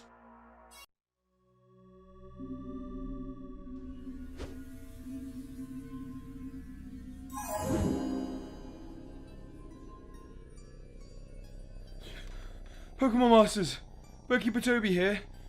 Oh, I keep on struggling to get to sleep. I've been having bad dreams, nightmares about a Pokemon. A Pokemon that I thought was my favorite, but now I find absolutely terrifying.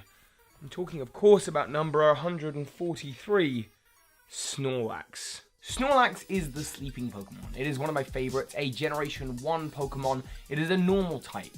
With the ability Thick Fat, it is known for its enormous size and weight using powerful body slam attacks.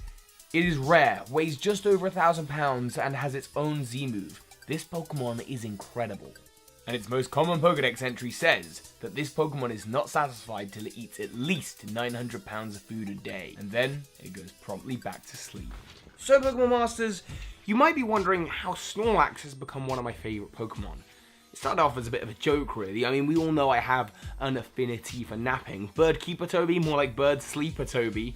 You've all seen Team Snooze. Many of you are members. Yes, I love to nap and I love to eat, and those are things that just resonate with me. And so when I see those traits in Snorlax, I think this is the Pokemon that best represents me.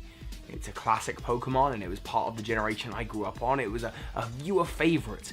So why am I now scared of it? Well, I want you to think about the Pokedex entry that was just read to you. Snorlax is known to eat somewhere between 880 to 1,000 pounds of food every single day. And that just seems like a throwaway number. The Pokedex over-exaggerates all the time, right? But actually, that number, based on my recent research and the nightmares I've been having, makes a lot of sense. It is a monstrous amount. Granted, that much food is how much it needs to be satisfied, not how much it needs to be alive, but if it's in the Pokedex, then that means that that amount has been recorded being consumed by a Snorlax. And you can believe it from everything you've seen. And while mostly we see domesticated Snorlax eating fruit, it is possible that Snorlax eat other Pokemon. The problem there is just how many other Pokemon Snorlax would have to eat. Just have a little look at the graph I have made measuring the pounds weight of Pokemon. Yes, it could eat a Steelix once a day.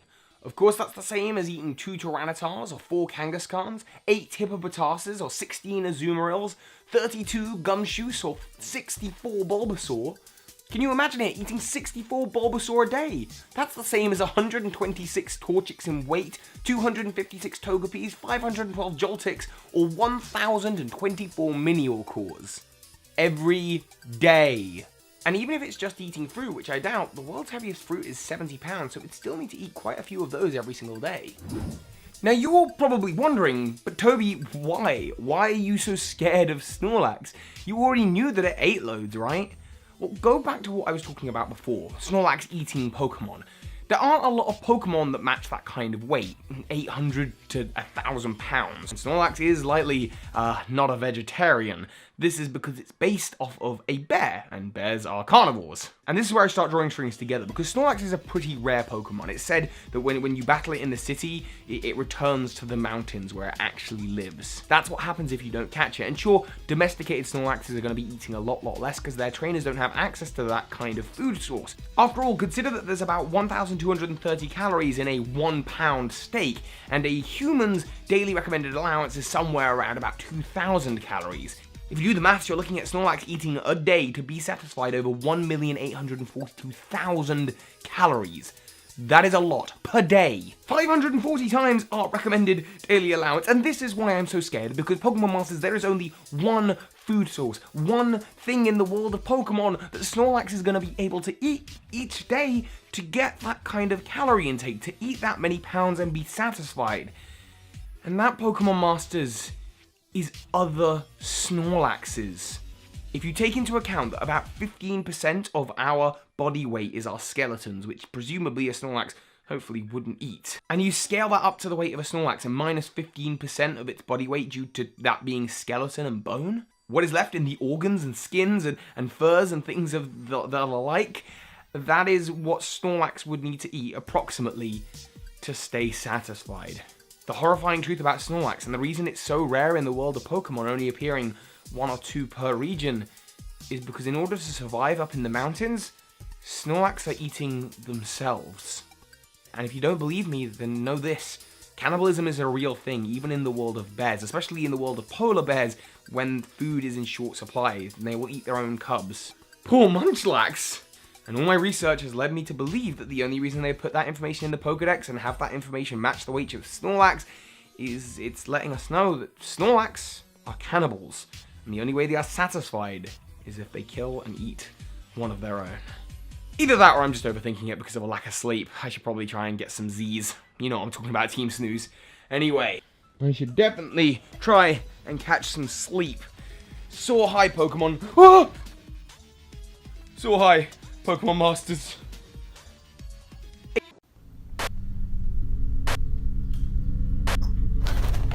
Hey! Pokemon Masters, Bird Keeper Toby here. I am currently in Bombay Beach, Salton-Sea, California, and this is truly the most disturbing place I have ever been. And I'm making this video just like the others because it would be a crime not to share this place with you, but I warn you, do not come here. I've dealt with creepy locations before, Lavender Town, the ruins of Alph, and the creepy noise that plays there, and I've talked about ghost Pokemon in my Pokemon Theories. For ghost Pokemon to be here, that would be too obvious. This place is terrifying. It is scary. No, scary is the wrong word, Pokemon Masters. I've seen scary things in the world of Pokemon. Ghost Pokemon, for example. No, scary is the monster under your bed. Scary is knowing that the end is coming. Creepy. That's this place. You know, there are people that live in Lavender Town. There's also people that live here. While preparing for this video, me and Mike, who's behind the camera right now, stumbled across someone inside one of these bunkers. This place is someone's home. It's creepy. A home that doesn't look like a home. A Pikachu that's sad for some reason. A bit of music in a video game that could potentially kill them. That is creepy. Creepy is a line of teddy bears waiting for the apocalypse to come. Teddy bears are supposed to be safe and comfortable. Much like how Pokemon is just a kid's game. And I think that's why the horror really works there, because when you see something like Lavender Town Syndrome or theories about ghost girls or the sound in the ruins of Alph, it doesn't quite fit. It's ambiguous. And that's what makes it truly disturbing. Stay safe out there, Pokemon Masters. So.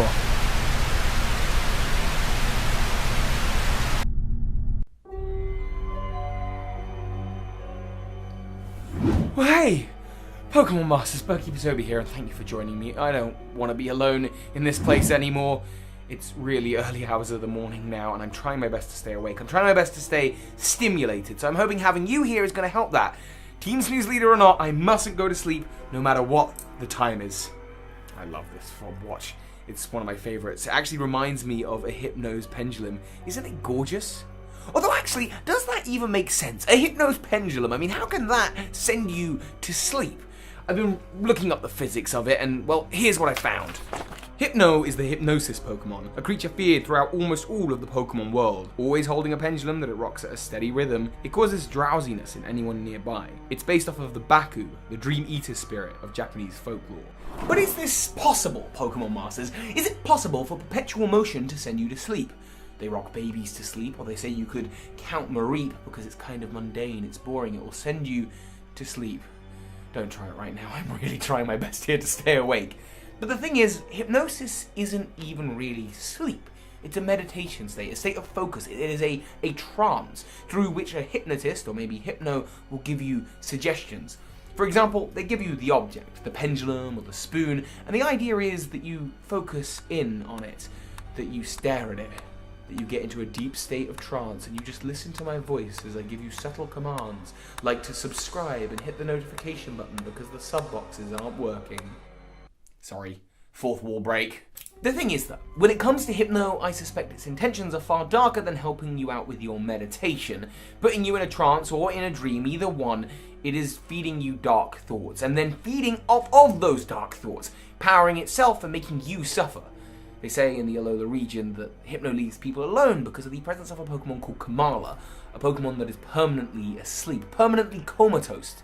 It can't wake up to tell us any different, so I can't be sure, but I suspect that those Kamalas are in excruciating pain for the entirety of their lives. And Hypno gets an easy meal. Sleeping Pokemon Masters just feels like a silly thing. I mean, evolutionarily speaking, why would we evolve to lay motionless for hours every single day while there are predators out there? And again, first thing on a Monday morning when you're absolutely exhausted, just staying in bed a few more hours. But no, I can't go to sleep, especially when the predators live in the world of your dreams. I have been studying the world of the dreams of Pokemon. I've been sharing my research notes with Dr. Fennel from Unova, who tells me that that space, their dreams. It's like a real place, an alternate dimension, much like Ultra Space. Funny, because there is an Ultra Beast that shares its connections with the night sky.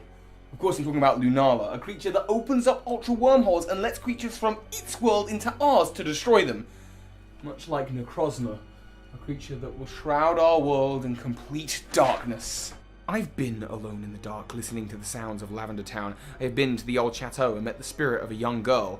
I could barely survive the night there myself. And I have seen the end of the world caused by the Ultra Beast, and even beyond into the apocalypse. I am Bird Keeper Toby, ultimate Pokemon adventurer! I'm so sorry, Pokemon Masters. I am just so sleep deprived. I am so exhausted. Problem is, stay awake, something bad could happen. Go to sleep, something bad could happen. Stay awake, it could mean that I am a fatal familial insomniac. There's only really 100 cases known around the world, and these people never sleep. And as a result, their brain doesn't get the chance to recharge, it shuts down, and they die. Of course, go to sleep, and I might suffer from sleep paralysis, a condition in which the victim believes that they are awake. The dreamer thinks that what they're experiencing is real, when goblins, demons, or reported monsters sit on their chest. That's what they see. They believe it's real, and they cannot move. They scream for help, and they cannot be heard. Anyone who's gone through this experience knows that it is completely terrifying. And here in the Pokemon world, there are monsters in our dreams. Especially here, in the Canalive Inn, the hotel on the harbour. This is where a particular legendary Pokemon lives in the world of dreams. It is terrifying, but I think I'm going to have to go to sleep. I think I have to face it. If I don't wake up, Pokemon Masters, then you can consider this my final snooze.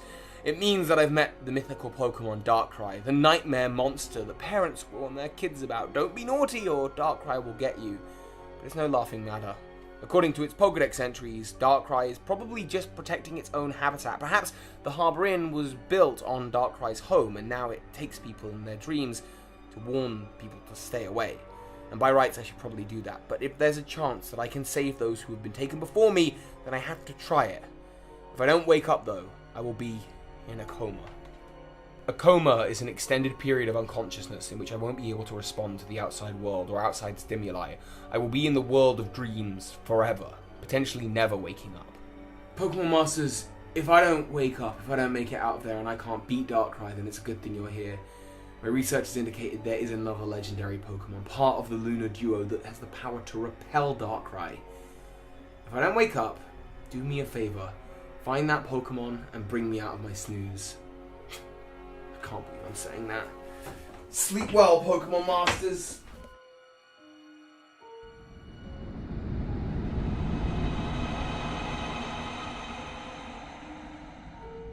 Oh, Pokemon Masters, Bird Keeper Toby here, and welcome to the Lost Tower of Sinnoh.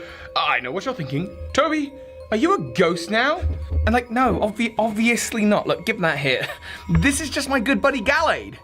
But, you know, it's hard to tell in the Sinnoh region. After all, Driftblim soars across the skies, taking children to who knows where. And at the Hallowed Tower, the odd keystone is filled with 108 angry spirits. Who knows where they came from? And more so than in any other region, human ghosts plague the Sinnoh region. But why? Hold on to your hats, kids. It's not just Gallade who's going to need a revive today. Ah, yes, Pokemon Masters. So when I'm talking about hauntings in Sinnoh, I'm not just talking about ghost Pokemon. Sinnoh has more than its fill of human ghosts that appear across the region. In fact, it's more frequent than in any other region. We've seen a few human ghosts in Hoenn, for example, the little girl that lives in Phoebe's room. And we've also seen one in Kalos, the one that comes out of the elevator. Very creepy. But Sinnoh has more than any of these other regions, and in fact even has impact in other regions. For in Unova, there is a young girl who has been haunted by a Darkrai. She died in her sleep and is now stuck roaming the world of the living. Speaking of Darkrai, Pokemon Masters, while it's not exactly a ghost-type Pokemon, in relation to its Sinnoh event, you will meet ghosts. If you find yourself in Canalive City with a member's card, the event item, don't go to the northmost house. That is the Harbour Inn, and home to someone who's been there for a very long time. This man in the Harbor Inn will literally tell you that he's had this reservation for a long time, and when you check the item description for the members card, it'll reference that the last date on there was marked as being 50 years ago, and I don't think the player characters of Diamond and Pearl are 50 years old. This character seems to take complete control of you, moving you over to the bed, where you then enter the nightmare world of Darkrai. You'll end up being able to battle and catch Darkrai, and after confronting the creature, you'll wake back up in the Harbor Inn, but the man will be gone. Given what we know of the ghost girl of Unova, who was trapped by Darkrai until you use the Lunar Wing to free her, it seems that this man was likely a ghost, trapped in the mortal realm for over 50 years by Darkrai's nightmarish powers. But now Darkrai is in your Pokeball, and you have freed him.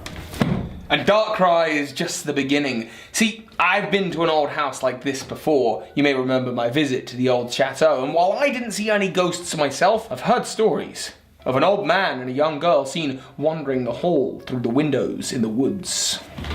No special event needed for this one. These two can be seen patrolling the chateau and seem to be tied to the backstory of Rotom. This is something that I discussed in my video where I visited the old chateau, and I'm likely to discuss again in the future, because I think this might tie into the backstory of Cyrus of Team Galactic. Theories aside though, these two definitely did meet a horrible fate. There's an old notebook, part of which can be found in the old chateau, and the other half of which can be found in the Team Galactic headquarters in Eterna City. There you learn of Rotom, the Pokemon of the old chateau, discharging electricity beyond its usual power range. Is it possible that this was the shocking event that killed these two individuals, trapping them in the old chateau? The sudden and unexpectedness of their deaths, their ghostly bodies now floating through the halls, warning people not to come in. Don't come into the old chateau, and definitely don't go up to the old TV room where Rotom still lives.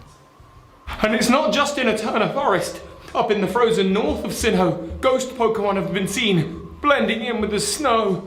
This is because on Route 217, just below Snowpoint City, there is a house sitting as a beacon of safety within the snowstorm. However, when you enter, the lady inside the house will be shocked. It's rare for visitors to appear in these snowy conditions. She'll give you the spell tag, an item that boosts the power of ghost-type moves, and when you leave the house and then return in, she will be gone. Did you really encounter anyone? Or given the spell tag, did you encounter a ghost? Or perhaps what you encountered was the spirit of a woman in her final part before she transcended and became the Pokemon Frostlass, whose Pokedex entry reads, "Legends in snowy regions say that a woman who was lost on an icy mountain was reborn as a Frostlass." That sounds like what just happened to me. Pokemon Masters, I know the question you want the answer to then is, why are there so many human ghosts trapped in the Sinnoh region, stuck between the realm of the living and the realm of the dead? Well, I've done a lot of research on the topic, and I think it might have something to do with one of the 4 big deities of the Sinnoh region. That's right, 4 big deities. I know Dialga and Palkia have lots of statues and songs to them, there's legends and stories of Arceus, but there is one other forgotten deity who lives on the reverse side of reality, one other whose presence can be felt all across the Sinnoh region. I'm talking, of course, about Giratina.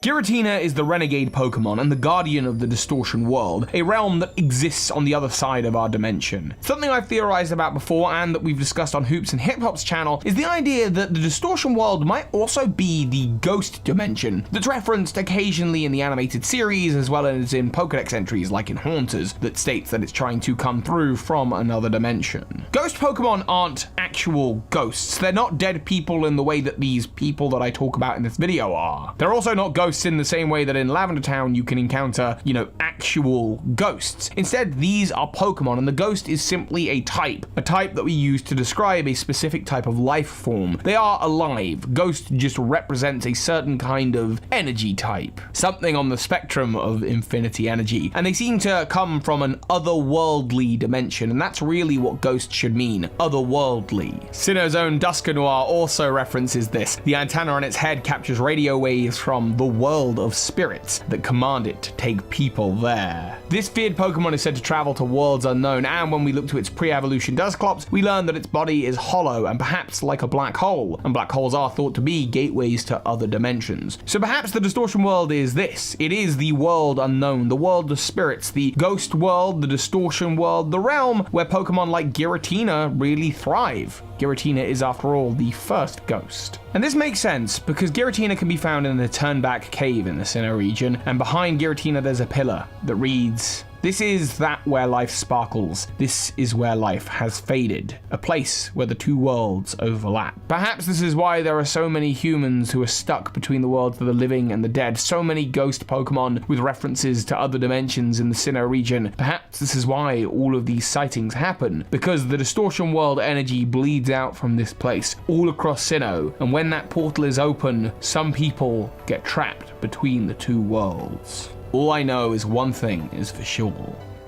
This region truly is haunted. So hi, Pokemon Masters.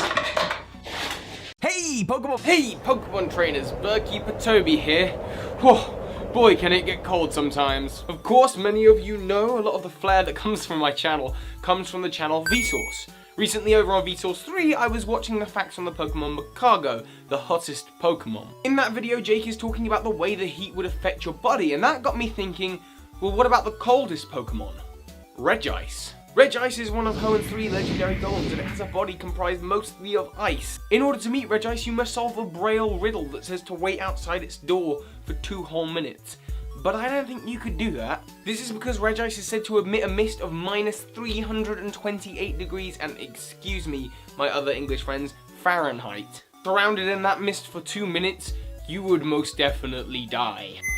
Now please do correct me if I'm wrong on any of this, but your ideal body temperature is around about 98 degrees Fahrenheit. If you lose even 2 to 3 degrees, your body begins to suffer hypothermia.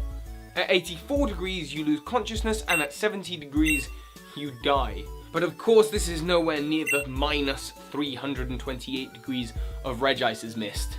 Here you are, just a 10-year-old adventurer, you go in, you put your hand on this braille code to read it, and immediately, the moment that cold air touches your skin, if you don't just freeze then and there this is, your blood vessels in your body will constrict, oxygen won't make it to the extremities, it will all rush inwards towards your core, trying to protect your vital organs. Because of this, you'll suffer frostbite and your fingers and toes will go black. Your kidneys would struggle to handle the temperature and you would urinate yourself, and that of course would freeze. And on top of that, your other bodily fluids would freeze, including the fluids in your eye, shattering them. Hallucinations and violent body spasming is probably the last thing you'll experience before your death. Sounds like a pretty rough way to go. And all Hey Pokemon Masters, Bird Keeper Toby here, and there are well over 150 different species of Pokemon. In fact, there's now over 800. And while we all wish that Pokemon could be real and that they would exist here in the real world, well, there's some that might make you want to be careful what you wish for. Welcome to a new segment, Pokemon that you wouldn't want to be real. And today's video, of course, is going to cover the horrific Pokemon Necrozma. Necrozma, in fact, is one of the latest Pokemon. It is Pokemon number 800. It is the Prism Pokemon and the mascot of Pokemon Ultra Sun and Ultra Moon. You'd think for a Pokemon that they put on the box of the game, it would be a fun and wonderful Pokemon, filled with magical potential. But Necrozma is depicted in these games as being evil, and it's not hard to see why. It is known for absorbing the light of the sun and the moon, or the sun and the moon emissary, Solgaleo Lunala. But it seems like it actually does eat suns and moons as well. For example, in the game you traverse an area called Ultra Megalopolis, a city where there is no light, there is no sun, the only light is artificial, made by humans, and it would have to be in a world where there was no sun, but surely a world where there was no sun or moon, a world where Necrozma had eaten those things. This world would be far more doomed than just our lighting situation. Let's start with the moon. If Necrozma existed and ate our moon, the Earth would immediately start spinning a little bit faster. The moon's orbit around the Earth actually slows down its rotation, and while it wouldn't be a lot, it would be enough to cause severe storms. The tides, of course, would be messed up, being controlled by the moon. The moon, now gone from the night sky, would make nights pretty dark. The moon is essentially a big nighttime mirror reflecting the light back at us, and on a social kind of level, the moon is also the only other thing, one of our neighbors that we've managed to visit. Suddenly, the human race would feel a lot more trapped and alone in the dark. We'd feel that big leap for mankind that had been taken away, and that we had been pushed back down onto our planet never to escape. And what we would be trying to escape from are radical shifts in the tide, the sea, the gravity that the moon exerts onto the Earth. The tides would be a lot smaller, but a lot of that water would rush inwards, destroying ecosystems, shorelines. So many cities now underwater, people being misplaced and mishomed. We'd also wobble on our axis a lot more, meaning our seasons would be even more drastic, going from freezing cold to blisteringly hot, uninhabitable. And of course, nocturnal predators and prey, things that come out at night and rely on that moonlight to see, would have their vision massively screwed up. There would be lots of night predators that would probably go extinct pretty quickly. Which is a shame, because I think Rowlet's really cute. Now I know what you're saying, but Necrozma only eats the light of those things, so maybe the moon really is up there in the sky in Ultra Megalopolis, it's just not being reflected by sunlight. But the sun is a big ball of plasma that produces light. It couldn't really be there without the light. If Necrozma's coming to this world in the same way it was to Ultra Megalopolis, then the night sky would be, well, not totally pitch black. We'd be able to see the other stars actually a lot more clearly, but that would be a little consolation. The light of our star of Sol would be gone, and with it, the heat that it produces. Because the sun is 8 light minutes away, it would take us 8 minutes to work out that anything had even gone wrong. And then the planet would start cooling. Not enough as some people might think. We wouldn't just turn into a massive ice ball. The planet still has a core of molten lava. There are ecosystems that would survive, just probably not ours. Within a week, the planet would cool to 0 degrees Celsius. Well, oxygen would be less because photosynthesis isn't happening anymore. There's no sunlight for plants to take in. They're not producing the oxygen, but we would have enough oxygen between us and the other animals and the other remaining things to be able to kind of live for at least a little while. Of course, a lot of those things are gonna die out because that temperature is too radical a change. That quickly, those ecosystems are gonna fall into disrepair. And in fact, our livestock, our agriculture, it's all gonna disappear. In fact, we probably wouldn't want to create a city like Ultra Megalopolis. 1, you don't want to be living through this apocalypse, and number 2, going up is a bad idea. That's where it's colder. You want to get as close to the core of the planet as possible. Going underground might be a good option. Maybe they'd have Fallout-style vaults you could hide in, or better yet, going to areas that are geothermal, like Yellowstone. That might be able to save us for a little bit, but not everyone can go there. The human race would begin to diminish. Without the human race covering most of the planet, a lot of our stone and metal structures would begin to corrode and dissolve. The Eiffel Tower would eventually fall apart. All it would take is time, and nature would reclaim this planet. After the sun began to disappear, slowly we'd start seeing the other planets in our night sky disappear as well, as the light that was reaching them, reflecting off them, is fading away. We would rely entirely on the light of other stars to be able to see, but like I say, we're probably going underground and trying to rely on some form of power to produce light and heat for us. Within a year, you're looking at a global temperature of minus 71 degrees Celsius, but something even more incredible would be happening. We would also lose the orbit of the sun. With no sun, we would just begin flying in a straight line. So we would just become this starship, like hurtling it through space at an incredible speed. The water, of course, would become a layer of ice, a thick layer of ice, but there would still be liquid water underneath. Like I say, we have a molten core. And there are many creatures in the depths, in the abysses, that have lived without sunlight. They don't even know that the sun's there now. Those microbes and small fish, those creatures, they would do fine. Of course, without a lack of sunlight and living underground, we wouldn't do so well. We would be lacking vitamin D. Our skin would turn pale, like the Ultras Recon Squad, but we'd also be suffering from chronic illnesses. Poor bone health, diabetes, we would be very depressed. Seriously, sunlight has been linked with mood swings. There are lots of people that get seasonal depression when the sky is a little bit darker. Well, when it's completely dark, the human race is going to be a little bit bummed out, especially because we probably don't have any power now to power our Pokemon games. But like I say, microbes would exist, and maybe the human race could exist somewhere underground and we wouldn't die Pokemonless. Maybe in thousands or millions of years with our starship, our Earth, traveling through space, there's nothing to say, depending on the direction, depending on the speed, that we wouldn't end up in the solar system, in the orbit of another star. The planet could heat up, the ice would melt, the creatures, the microbes, they would start to rejuvenate the planet above, and us humans, maybe, if we manage to survive that long, maybe there's a chance for us. That is, of course, until Necrozma eats that star as well. Let's be. Hey, Pokemon Masters! Bird Keeper Toby here, doing another episode of Pokemon that you wouldn't want to be real. Oh, you think you want Pokemon to be real? You want them to exist in the real world, yeah? Well, how about this one? Number 19. Rattata. Well, little old Rattata, what could he possibly do? Well, Rattata is the mouse Pokemon, along with its evolution, Raticate. They come in both their regular forms and the Alolan variants, which are Dark-type. Dark-type! As in the evil type, as it's called in Japan. And these Pokemon, depending on the evolution, range from 30 centimeters to 70 centimeters. A 30 to 70 centimeter tall rat.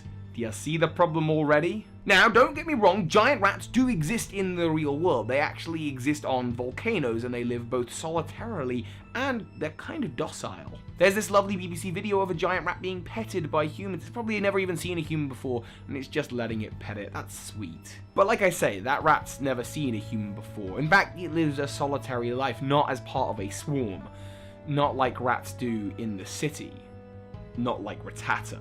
Rattata is one of those starting rodent Pokemon. It is a Pokemon that you wouldn't want to mess with if it was in a swarm. I mean, rats in swarms can be annoying and hard enough to deal with.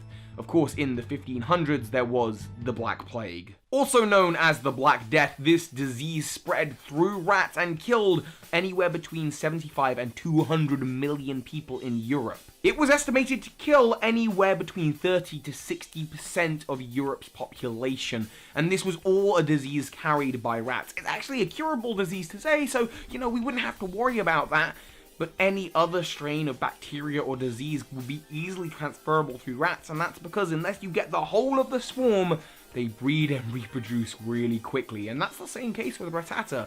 Their eggs hatch really fast. And with Rattata, there's so much more body to be diseased because they're so much bigger than your regular sewer rats. And having a swarm of them is a problem because in fact they're not the size of rats. They're the size of cats and small dogs. What you might know as a swarm might be more akin to a pack of wild dogs. That's what these Rattatas are, and when they're living in our cities, yeah, sure, they're gonna go and scavenge kind of like foxes do. Gonna go through our garbage and trash, but then they're gonna eat the foxes in the city. And they're gonna eat your pet cats and your pet dogs. Big dogs might be able to fend off some of these, but when they're in swarms of dozens or even hundreds, led by Raticates that are like this big, that's kind of a problem. And you might think, well, hang on, rats aren't carnivorous. Or are they? Here's the thing about rats, they're actually opportunistic. They will eat whatever is available to them, and if they are hungry, if they are deprived of food, they're even known to turn on each other. And yes, they've been known to gnaw at humans before. In fact, rat torture during the Dutch Revolt was used where a bowl of very hungry rats was placed upside down onto the bare skin of a prisoner. A person who would then be gnawed away at by rats until they spoke. And yeah, it would take the rats a while to get through them, so they were likely not going to get eaten. I mean, bits of them would get eaten, but they wouldn't wholly get, it would be recoverable. But that's when the rats are this big, Not this big. And we know that swarms of Rattata can get out of hand. In the Alola region, young goose were brought into the region, imported because swarms of Rattata were so ridiculously big in the city that they had to be shooed out. And by bringing in young goose, the Rattata then adapted and evolved really, really quickly to become nighttime hunters. That's the other problem with Rattata, they adapt so quickly. Honestly, the only way to coexist with Rattata in the real world would be to make it our pets, because Lord knows it's gonna eat the ones we've got already, and if we don't keep it fed and happy, they're gonna eat us. Let's hope they don't gang up and swarm on us. Those Rattatas really are in the top percentage. This is just one Pokemon that you might not want to exist. I've covered others like Porygon or Necrozma, and I have more to come, so let me know what Pokemon you don't think should exist next on the channel. Hey, Pokemon Masters! Bird Keeper Toby here, and I'm ready. I mean, I know it's the wrong franchise, but you have to be prepared nowadays, because every time they bring a new Pokemon into the real world, well, life gets a little bit more dangerous for us. Make Pokemon real, they said. It'll be fun, they said. Well, there are some Pokemon that I think you would hate to be real, and I've covered so many of them on the channel so far. But today's Pokemon is a Pokemon I will have to be prepared for. Luckily, I don't have to go it alone. I'm also joined by the disembodied voice of Exelion. What's going on, guys? Exelion here, and I hope you are all doing excellent. Today we're going to be covering a topic which I had talked about a while ago on my own channel, so Toby decided to bring me on as a resource. If you guys do enjoy this video though, be sure to head over to my channel where me and Toby are going to be talking about the Generation 2 rival, Silver. As for now though, let's talk about Beedrill. Beedrill is the poison bee Pokemon, of course, and it evolves from Kakuna, which evolves from Weedle. Much like its sort of counterpart, Caterpie and Metapod and Butterfree, Beedrill was probably the least popular out of the two, and that rejection has made it fierce. In fact, swarms of Beedrill are highly dangerous. Swarms of Butterfree, just pretty, but Beedrill, no, you don't want to mess with that. In the show, we constantly see swarms of Beedrill attack Ash and the gang, and we think it's no big deal. I mean, it is just essentially a swarm of bees. Or is it? Beedrill also has access to Mega Evolution, which is going to be a whole other point in this video, but Beedrill, there are some reasons why you wouldn't want that to be real. So, the obvious problem is the size, but for reference, I think we should probably talk about the insect that Beedrill is based on, the Asian giant hornet. And yes, Beedrill is based on a hornet, not a bee. It's a whole thing that's super complicated and inconvenient, but anyways, the Asian giant hornet is on average about 2 inches long, and it's the world's largest hornet. It primarily feeds on larger insects and entire colonies of smaller ones. While giant hornets are scary enough on their own, we still need to get into the really frightening part. When this hornet stings you, a few things happen. First of all, it's going to hurt. A lot. And as your body is reacting to the pain, a flesh-eating venom is causing tissue damage to the area that was stung and releasing a neurotoxin into the rest of your body. The combination of these things can lead to anaphylactic shock, heart attacks, and even multiple organ failure. The good news is that it usually takes a few stings to actually get to the more serious injuries, but the bad news is that people who are attacked often get stung between 30 and 60 times before the hornet stops. This is because this hornet doesn't actually release its stinger into you like most bees do. Instead, it's retractable and can fire into you almost like a tattoo gun or a sewing machine, which to me is scary enough. Well, imagine that instead of the hornet being 2 inches long, it was 19.5 times bigger, and in the case of Mega Beedrill, it was 27.5 times bigger. At 3'3" and 4'7" respectively, it is basically like a toddler with swords for hands and on its butt running at you. Luckily, they only attack one at a time, right? Well, not so much. The Asian giant hornet's venom actually releases a pheromone into the air, which attracts and enrages other hornets, which also might explain why Beedrills tend to attack in swarms.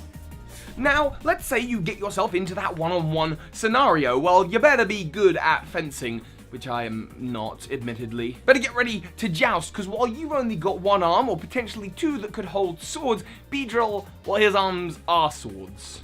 I say swords, they're more like jousting pikes. Oh, and it has the one on its tail, and it can move about and move them independently.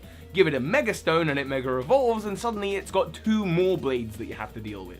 They're not just little stingers in that they're going to prick you, no, they would leave a hole in you because of course of Beedrill's size. So you have to be ready to fence off all 5 at once. And while you might say, but hang on, you're bigger than Beedrill. Yes, but Beedrill does have the advantage of flight. Flight and speed. It can buzz around you. And this is only if you're in a one-on-one scenario. If you're attacked by a swarm, wow, does life get more difficult. In fact, the fact that it's smaller kind of makes it a harder target to hit. You're bigger and have more area that you need to defend from any one of its poison points, because unlike you could hack out a Beedrill and maybe dismember one of its poison points. But if it even touches you, well, you're gonna be screwed for so many other reasons. A good option might also be fire, but you need to make sure Beedrill doesn't touch you even once.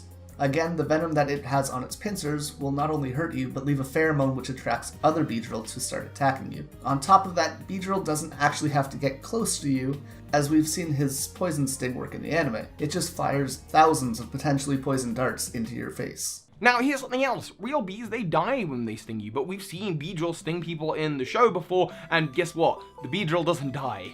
The Beedrill doesn't get hurt, it just keeps on attacking. It does kind of make this Pokemon seem rather unstoppable, however, I had a think. See, there is this Doctor Who episode where the Doctor, aka Looker, fights off a creature known as a Vespiform. Not Vespiquen, Vespiform. a giant wasp, and the way that they end up defeating it is by throwing something it loves into water, and the bee goes in and drowns itself to protect that thing.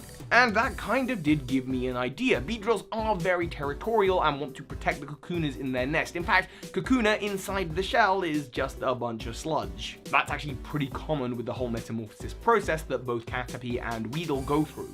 As a result of that, they need defending. If you could take a cocooner and put its life at risk, throw it into some water, perhaps Beedrill will go in after it to protect it rather than attack you, because that is their top priority.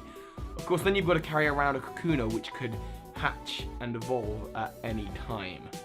Hey, Pokemon Masters, Bird Keeper Toby here, and I do hope you can see me clearly. Sorry, the screen is glitching. There is something in our technology. The Pokemon world is fascinating. There are over 800 creatures now, and amongst them, even in the first 151, there were Pokemon that you wouldn't want to be real. We all say we want Pokemon to be real, but not this one. Not Porygon.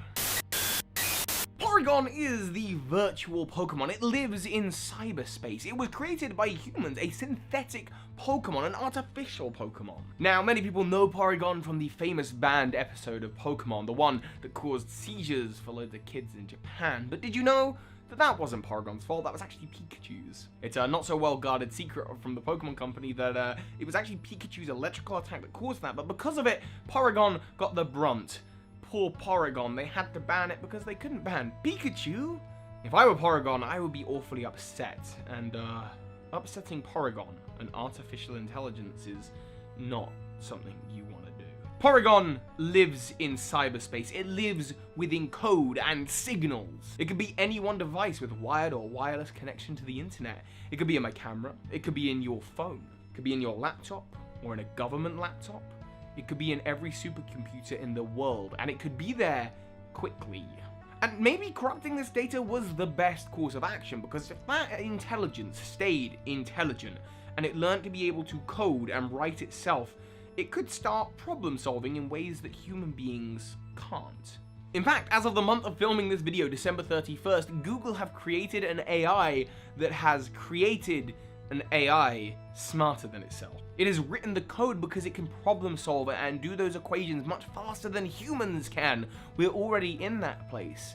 So what happens if Google owned Porygon and Porygon was able to upgrade itself? It will be upgrading faster and faster. The rate of technology is that it is exponential. You start with megabytes, and that takes years to get to that kind of storage space. And then suddenly you've got gigabytes and then terabytes, and they come out faster and faster and quicker because creating technology, it's exponential, the size and the quality, and a bit of technology that could write itself, code itself. It will be upgrading faster and faster and faster, problem solving. But of course, machines are designed to help humanity. Even if they had some intelligence, it's not to say that it would all be a Terminator scenario. No, they would serve humanity, help us. A Porygon would probably be a good asset for us. But who is us? What would you do with a Porygon? The most intelligent artificial intelligence. What would you do if you had that in your phone? Would you send it to someone else's phone? You could hack in and delete their photos, or you could mess around with their bank account if you were being really sinister. Just add a 0 here, drop a 0 there. Of course, Porygon would need to get into the bank, but who cares? It lives in cyberspace. It can travel wirelessly. It can do it in the blink of an eye. It can be anywhere and everywhere. Of course, you might just mess with your friends. My phone alone knows the sound of my voice in its voice recognition software. It knows how my face looks. It has my thumbprint. It has my bank details. In fact, it knows the words I use to interact with almost everybody in my life. It knows how I speak.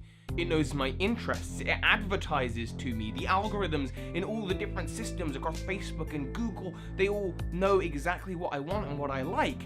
Porygon could learn that stuff and write that stuff really quickly, while I might just use a Porygon to prank my friends or maybe boost myself in the YouTube algorithm. Please, please, please, please. What about a company like Google? A company where information is their business? A company that wants to advertise? Or maybe a company that wants a monopoly over the world? You could become a king in days. I had an IT teacher that always used to say that machines aren't dumb. It's just dumb people. It's their intentions that then make machines mess up. The same works with being evil. There are no evil machines. Porygon itself probably isn't evil. It's probably a fun Pokemon. It's just the people using that Pokemon, talking to that Pokemon, that are then going to make it act in the way it does. Let's say it's trying to achieve a task and you've written encoding for the betterment of humanity. You know, it mustn't hurt anyone. What happens when artificial intelligence is put in a situation where it has to hurt one person or 5 people? A common experiment that usually rattles some people. What if you tell your Porygon that you want to be rich? That's helping humanity. You're a young person and you could do with that money to help change the world. What if the way that Porygon decides to do that is to go to your doctor's surgery and get into the computer and change the prescription that your parents have so that your parents don't get the medication they need, they die, and then their will and all their money is yours. A Porygon or an artificial intelligence might not know the difference between what's good or bad. Is changing the label of a prescription really that bad? It is just a computer trying to achieve a task with the minimum amount of effort. Are humans going to write in all the safeguards? And this applies to all our artificial technology. But of course, in the Pokemon world, you don't have to imagine. There already is an artificial Pokemon that literally exists in cyberspace. It could make economies rise and fall. It could make people kings or queens. And here in the real world, we have what's called a doomsday clock, where midnight is doomsday and how close is the human race to midnight. And in 1991, the clock was set to 17 minutes to midnight. That sounds pretty close. Well, we are currently the second closest we've ever been here in 2017. The clock sits at 2.5 minutes to midnight. As I say, we keep on having these scientific progressions. Google just released their AI that wrote a better AI. Porygon isn't a Pokemon that you'd want to exist in the real world, but any day now, it might. Let's hope it stays in the right hands. Hey, Pokemon Masters, Bird Keeper Toby here, and everyone always wants Pokemon to be real, right? But there are some Pokemon that are absolutely deadly. In fact, if you look back to the origins of this playlist of Pokemon that you wouldn't want to exist, really, it was inspired by a series done by Jake Roper on Vsauce 3. Pokemon that could kill you. And one of the Pokemon he talked about that I actually wanted to talk about, but he got to the video first, was Mr. Mime, and how Mr. Mime, according to its Pokedex entries, its fingers can vibrate so fast that it would bend the molecules in the air to create barriers, physical barriers, and its ability to touch you and bend the molecules in your body would completely decimate your atoms. And that's cool and everything, but that's actually not what I wanted to talk about when it comes to Mr. Mime, or its pre-evolution Mime Jr. They are the Mimic and Barrier Pokemon, respectively, and the ability to bend molecules isn't the only thing that makes them scary. Yes, it's scary if they touch you. Like I say, it would entirely rip your atoms apart. But the ability to create barriers, I think that's what's truly terrifying here.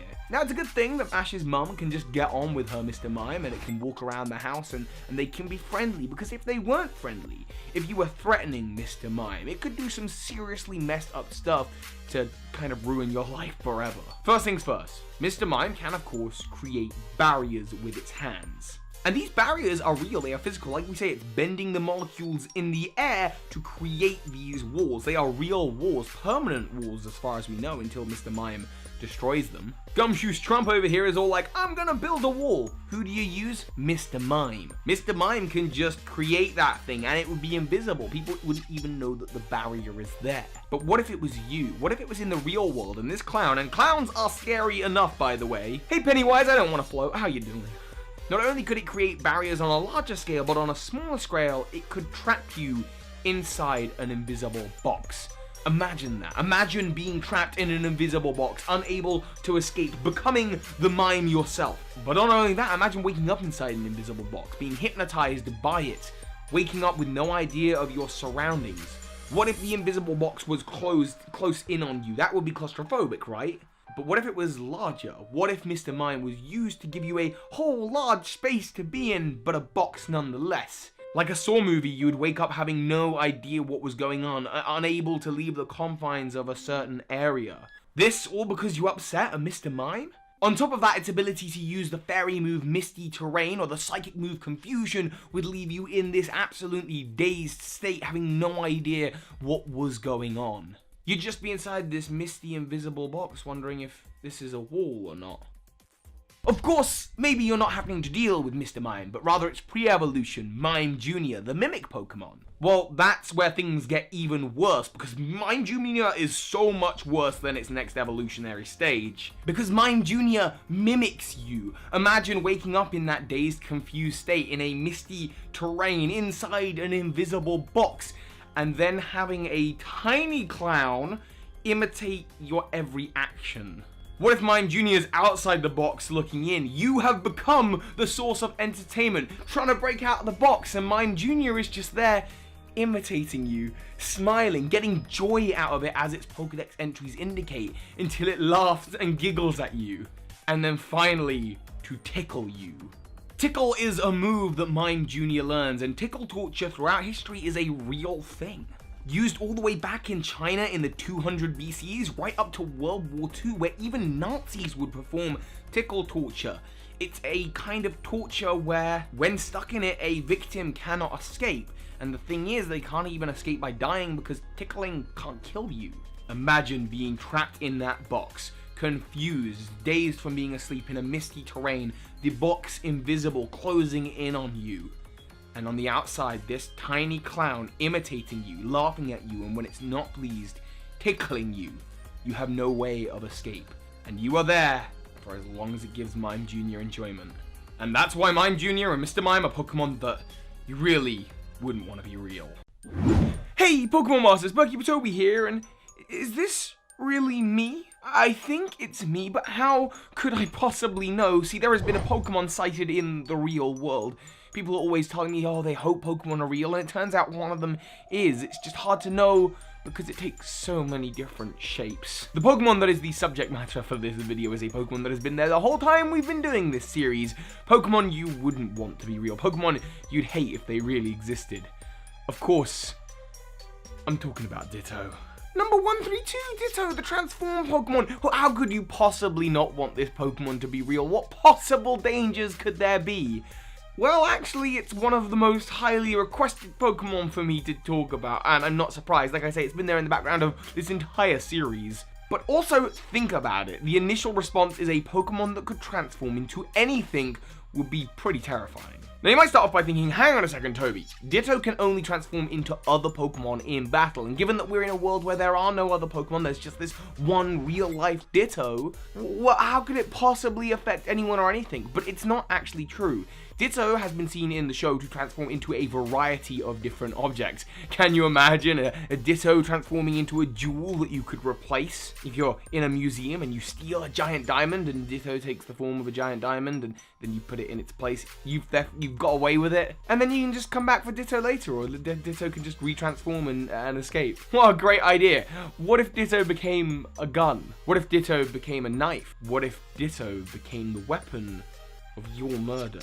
A real-life Ditto would be terrifying, but it's not just objects. We've seen in the games, in Ultra Sun and Ultra Moon, Ditto takes on the role of a police officer. You interact with this police officer as you would any other NPC, and it just turns to you and says, "Ditto!" And that cry is horrific, truly, because then you engage in battle and it turns out that this police officer, the other policemen in the department, didn't even know. Maybe because they're just not very social. Actually, that makes them really bad colleagues if they don't even know when their own partner is a Ditto. But the point is, this Ditto went undiscovered. A police officer, an officer of the law. Can you imagine running to a police officer going, help, help, I'm being chased by a murderer, only for them to turn around and go, Ditto! Oh, truly, you are terrifying.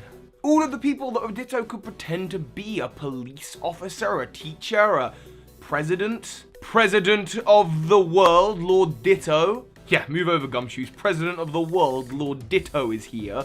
But of course, it can't speak. It can't say anything other than Ditto. What power does it possibly wield? Well, that's fine. It doesn't necessarily have to speak. Much like our episode about Porygon, Ditto's capacity for evilness is really dependent on the trainer using it. What are the intentions of that person? Are they politically motivated? Are they just out for a shallow act of revenge against you? All they need to do is make a certain person appear at a place that they shouldn't be, get them into some situation that could be embarrassing or even criminal.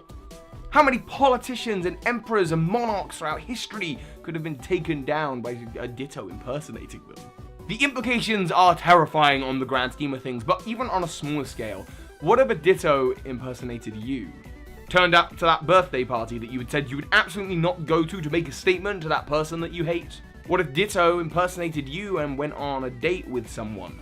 And then everyone told your partner that they had seen you with the person that Ditto had gone on a date with. Maybe a friend of yours out for revenge, you don't know.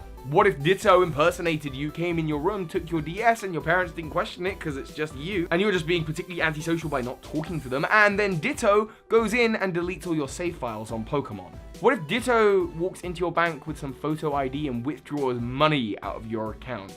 The implications there are endless too. But there's one other talent that Ditto has, and I can see why it's been highly requested for this series. Apart from a special few, Ditto has the ability to breed with any other Pokemon in the Pokemon world. Now, I'm gonna go right ahead and say that I don't think Ditto can breed with humans or anything in the human world, any of our animals. But I also don't think breeding in the Pokemon world works quite the same way as you might think it does. In fact, I believe Ditto, in particular with its ever-changing DNA, what it does when it creates an egg is analyze the DNA of the Pokemon in the daycare with it, and create an egg with that DNA in it using its DNA changing powers. It has a lot less to do with whatever you're thinking about. The point is, Ditto could potentially make a clone army of you or anyone else on the planet by just analyzing the DNA and reconfiguring it in its own body and then producing an egg. I mean, either a clone army of you or, say, of crocodiles or lions or any other violent animal that it might see at a zoo. While a clone army of you controlling a clone army of crocodiles might at first sound like a really great idea,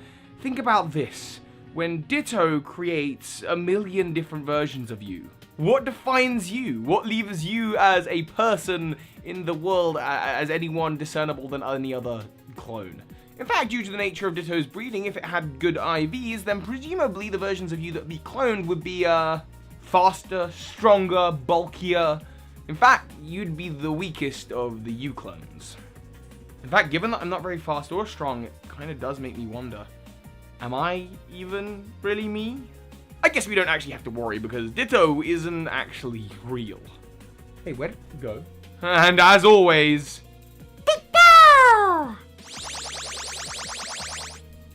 hey! Pokemon Masters, Bird Keeper Toby here, and you're always saying, what if the Pokemon world was real? What Pokemon would you want to exist in real life? Oh, there are certain Pokemon that are maybe just best left, you should avoid them. And maybe you can let me know which Pokemon you'd love to see being real in the comments below, and I'll tell you why it'll be a terrible idea. But this video is one of everyone's favorites from Generation 6. This Pokemon is Noivern. This Pokemon is a giant wyvern dragon type deal. It's the Soundwave Pokemon, evolves from Noibat.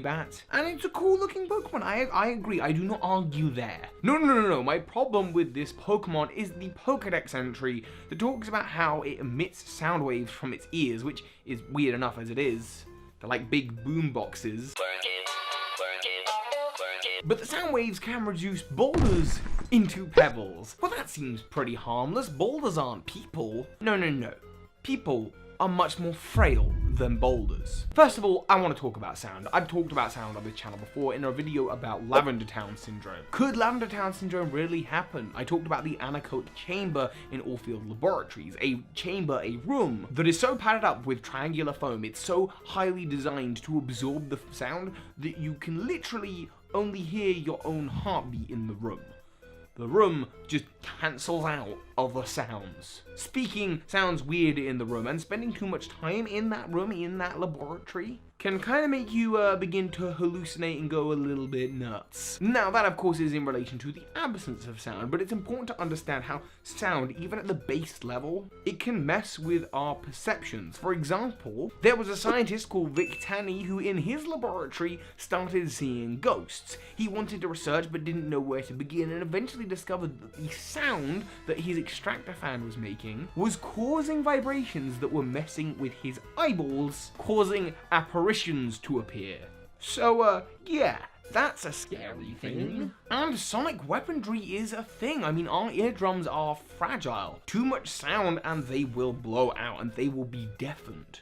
On top of that, you've got things like binaural beats, which are pretty popular in the alternative medicine community. Binaural beats is the difference of hertz in each ear. Let's say you've got 40 hertz of sound playing in one ear, 30 hertz in another. The difference, the binaural beat, is 10 hertz. And that can supposedly be used to have the effects of anything from relaxation and like going on some hallucinogenic trip, all the way to potentially making people feel ill. On top of that, there are some tones that people can hear at different ages. Certain animals can only hear different tones, and that's why like things like a dog whistle, for example, you blow it, you can't hear it, but a dog can hear it.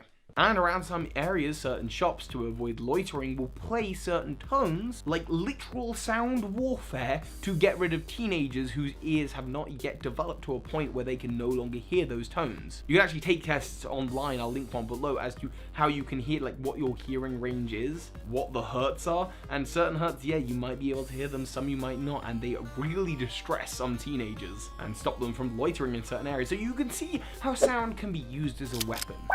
And depending on its range of control on the sound that it emits, maybe Noivern has this. Now, the reasons that you wouldn't want Noivern specifically to exist, well, they don't just relate to the fact that it's a dragon and it would probably eat you, and as cool as it probably would be to have a real life wyvern or dragon, the real crux of it is in that Pokédex entry about reducing boulders to pebbles. So maybe you've seen videos like the one by my friend Mike Boyd on cracking crystal glass with your own voice. It's doable if you can get your voice to the pitch of the glass, the resonant frequency from what the glass is made of, then you can crack the glass. I mean, that on its own is pretty phenomenal, but it has to be a clear crystal glass. And the reason for that is just the structure of the glass. It's all very similar. It's the same frequency all the way around.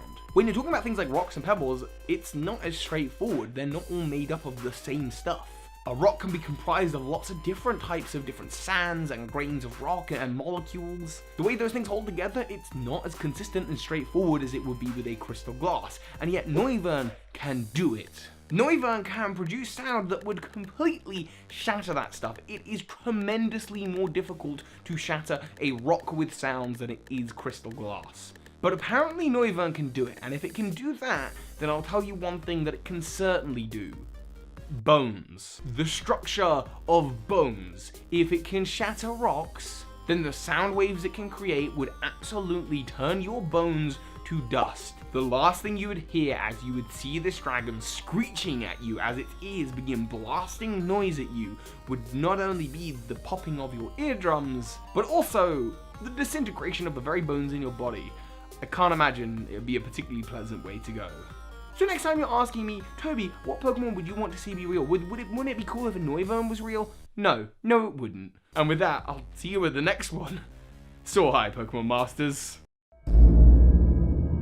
Item: SCP-293, Object Class, Euclid. Special Containment Procedures. SCP-293 is to be kept at all times within a reinforced metallic cell with bars for visibility. Any nourishment should be placed within a chute and then dropped into the cell to avoid physical contact. Do not allow exposed flesh to come into direct contact with SCP-293. Failure to comply with this will result in termination after 72 hours. It is expressly forbidden for any member of the Foundation to warden or interact with SCP-293 if they have any young daughters, as this SCP seems to mimic the behavior of a child and has been known to breach the psychological defenses of these parents, and whom then begin to aid in its escape. They have even been known to attack other Foundation members in an attempt to assist the creature. Description: SCP-293 is a floating white jellyfish-like creature. There does not appear to be a central brain of any kind, but instead it reacts to its environment. It can, however, sense nearby life forms. How it does this is unknown, but it is suspected that it is to do with the emotional output of the beings around it. It moves seemingly without purpose and floats freely in defiance of gravity. If left unprompted, it will just float randomly until it encounters something or someone to consume. This is where SCP-293 will latch on to the victim with its tentacles until it is firmly placed on the head of the creature and wrapped in its body. If it does take on a human host, fatality is certain, as it injects a deadly neurotoxin that causes a complete loss of inhibitions into the subject. The subject is then forced to act on its behalf as a puppet before being completely consumed by the poison it secretes, and eventually they will succumb to it as their body dissolves. The body of any victim is then readily absorbed into SCP-293, leaving little in terms of human debris. It is theorized that the dissolved remains of the subject become a sand-like substance, reforged later into glass. SCP-293 uses this to multiply. For those who have witnessed this absorption, it is said that it will discard what little remains there are and then move on. There appears to be no state of satisfaction, and it will keep on consuming indefinitely. This is why it is of the utmost importance that SCP-293 is captured whenever sighted to prevent a potentially catastrophic infestation. Notes: while being highly dangerous, capture is relatively easy if contact is avoided.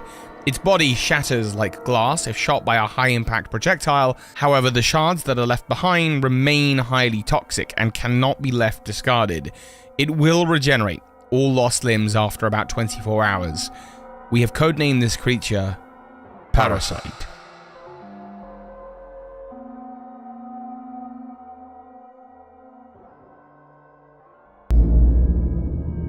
SCP-295. Object Class Euclid. Special Containment Procedures.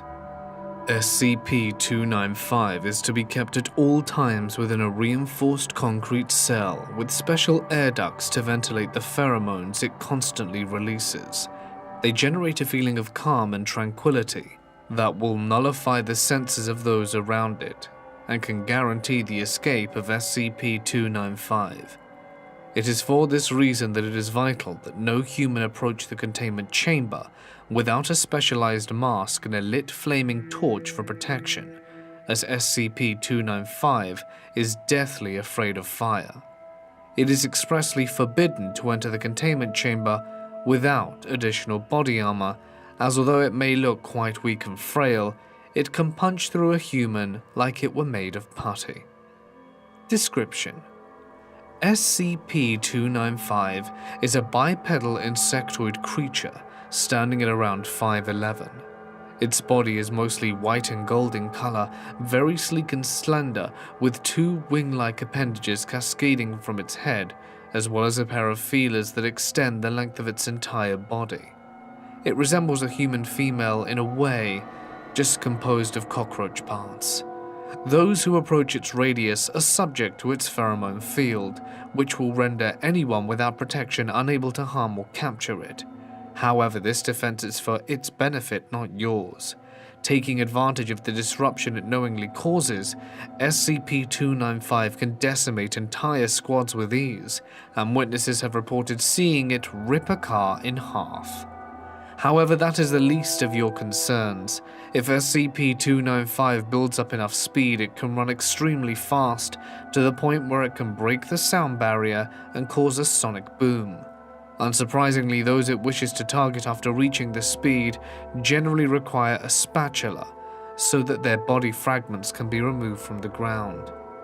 It's worth noting that it is believed they possess human-like intellect, and this recent infestation appears to be somewhat calculated. If SCP-295 are invading, we're in trouble, as their roach-like exoskeletons are resistant to the most conventional and even nuclear weaponry. Fire, as previously stated, would be a good option, however the intimate nature of such combat would likely have you in a daze due to its pheromones. The Foundation is currently working on countermeasures. Notes: never engage SCP-295 until sufficient resources have been gathered. While generally harmless if left unprovoked, the damage it can cause to any unit without preparation is severe. As a twisted joke due to its height and feminine appearance, Foundation workers have codenamed this creature Beauty. Item: SCP-297. Object Class Keter. Special Containment Procedures. There is currently no containment protocol for SCP-297, given its size and considerable power. Description: SCP-297 is an extremely tall, seemingly inorganic life form. Mostly green and white in colour, and standing at over 9 meters tall, it towers over most 3-story buildings, especially given that it is also elevated from the ground by way of powerful thrusters. It appears to be wrapped in various sheets of metal around a latticed torso. Its, want for a better word, head is small by comparison, and held in place by a thin metal rod which functions as a neck of sorts. It has 2 arms that float phantasmally by its side at all times that have a striking resemblance to bamboo. At the base of its body and arms, there are 8 secondary and 1 main exhaust of some kind, which is what SCP-297 uses to expel catastrophic amounts of energy. Containment attempt. The Foundation were hopeful to contain 297 due to this creature's seeming ability to survive outside the stratosphere, a feat that would be incredible if every time it launched it wasn't so devastating. During a mission to capture SCP-297, a shot was fired in an attempt to subdue it. However, the shot simply ricocheted off its metal body, which startled it and caused it to blast off into the sky. The energy released from its propulsion caused nothing short of devastation, creating a 400-meter wide crater of charred debris and bone fragments of the unfortunate field operatives who went in to subdue it. Additionally, surrounding homes of civilians were leveled and many people relocated. Considerable resources were needed to aid in the cover-up. Notes: while the Foundation is currently tracking a location of around a dozen 297s, it is advised never to approach this SCP. If you see this hulking monstrosity in an urban setting, it is exceptionally dangerous and too powerful to be contained. Recent advice is to wait until it leaves populated areas of its own accord, and then to try and startle it into taking off while away from civilization. However, recently these creatures seem more agitated than ever, and appear to be clinging to population centers. While assessing future options, the Foundation is calling this creature Blaster.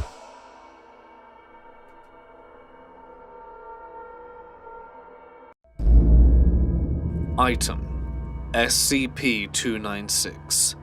Object Class: Euclid. Special Containment Procedure: no electrical devices of any sort are to be allowed near the containment center for SCP-296. Furthermore, rubber gloves and protective suits must be worn at all times when entering its enclosure, as SCP-296 can detect all electrical devices entering its radius, and little will come in its way between it and its next meal. Description: SCP-296 is a seemingly sentient bundle of wires. However, it is unknown if there is any form of brain under its star-like head. This towering monstrosity comes in at over 12 feet, and a mass of what appears to be dark cables and zip ties to keep everything in place. How it even lives, we still don't know, accompanied by 6 flat appendages that resemble fingers at each end. It is assumed that its life force is maintained by electricity, so it's unsurprising that SCP-296 raids power plants or any electrical source it finds to keep itself alive. When overstimulated, it moves almost comically by skipping, bounding single-mindedly towards the nearest source of electricity. Though not naturally aggressive, any attempts to approach or harm SCP-296 in any way have been met with extreme hostility and have often resulted in death, especially when attempting to interrupt energy consumption. Notes: while developing the containment for SCP-296, it was briefly homed in a deeply forested reserve, where without electrical charge it became dormant. However, with its tree-like appearance, it blended in well with the surrounding area, and electrical imaging technology failed to locate it as the last of its power drained away. Thus, it was deemed necessary for Foundation members to enter the forest to locate and recover the body of SCP-296 for research. However, upon identification, the electrical charge within the Foundation members' bodies seems to have been enough to revive SCP-296, as it began pursuing the members sent to find it. After a short chase, the enraged creature drained all electrical energy from them to nourish itself, leaving nothing more than 2 smoldering piles of ash on the floor. Due to its speed and abilities, we have codenamed this one Lightning.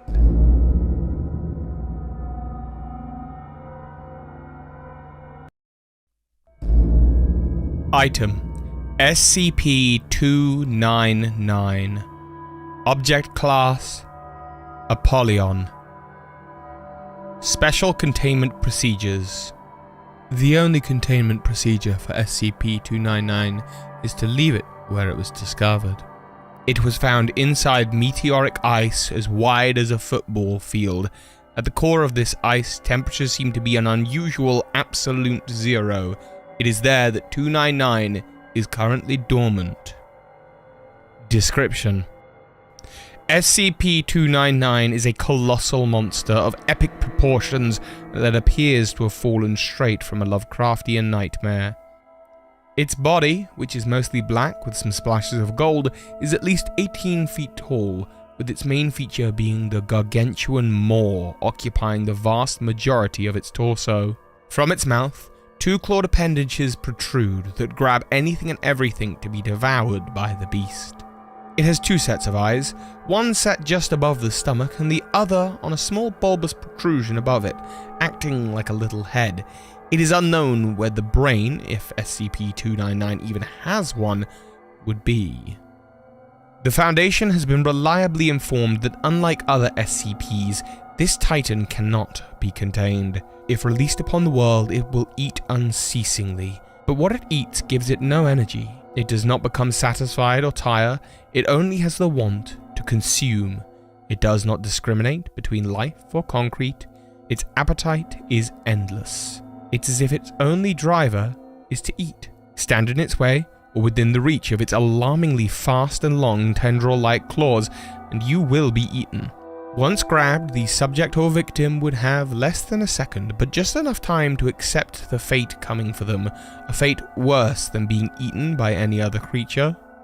It is thought that the void just past its tongue possesses the power of a black hole, causing the matter that gets close, other than 299's own body, to warp and condense.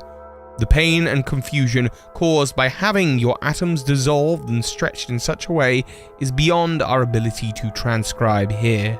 What would ultimately happen to the body, though, is unknown, as no droppings have ever been found, and no remains would be laid to rest. The Foundation's only advice, if you were to discover this creature, is to flee to the other side of the planet.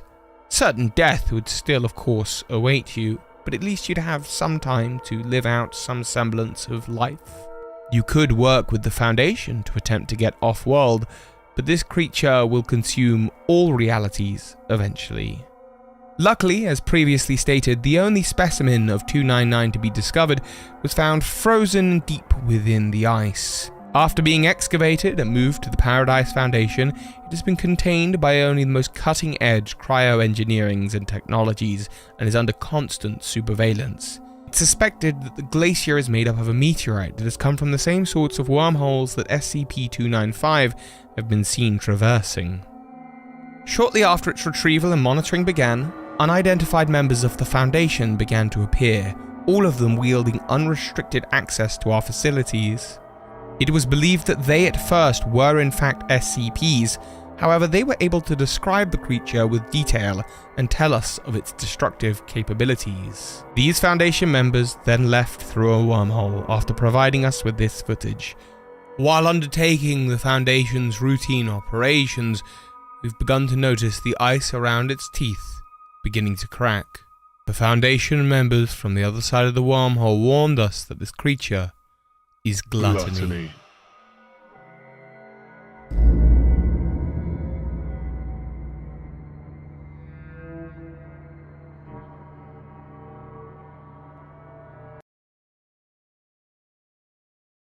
I'm not sure whether it was boredom or curiosity that compelled me to unzip the dusty, bright red pencil case that had become home to all my old Game Boy games.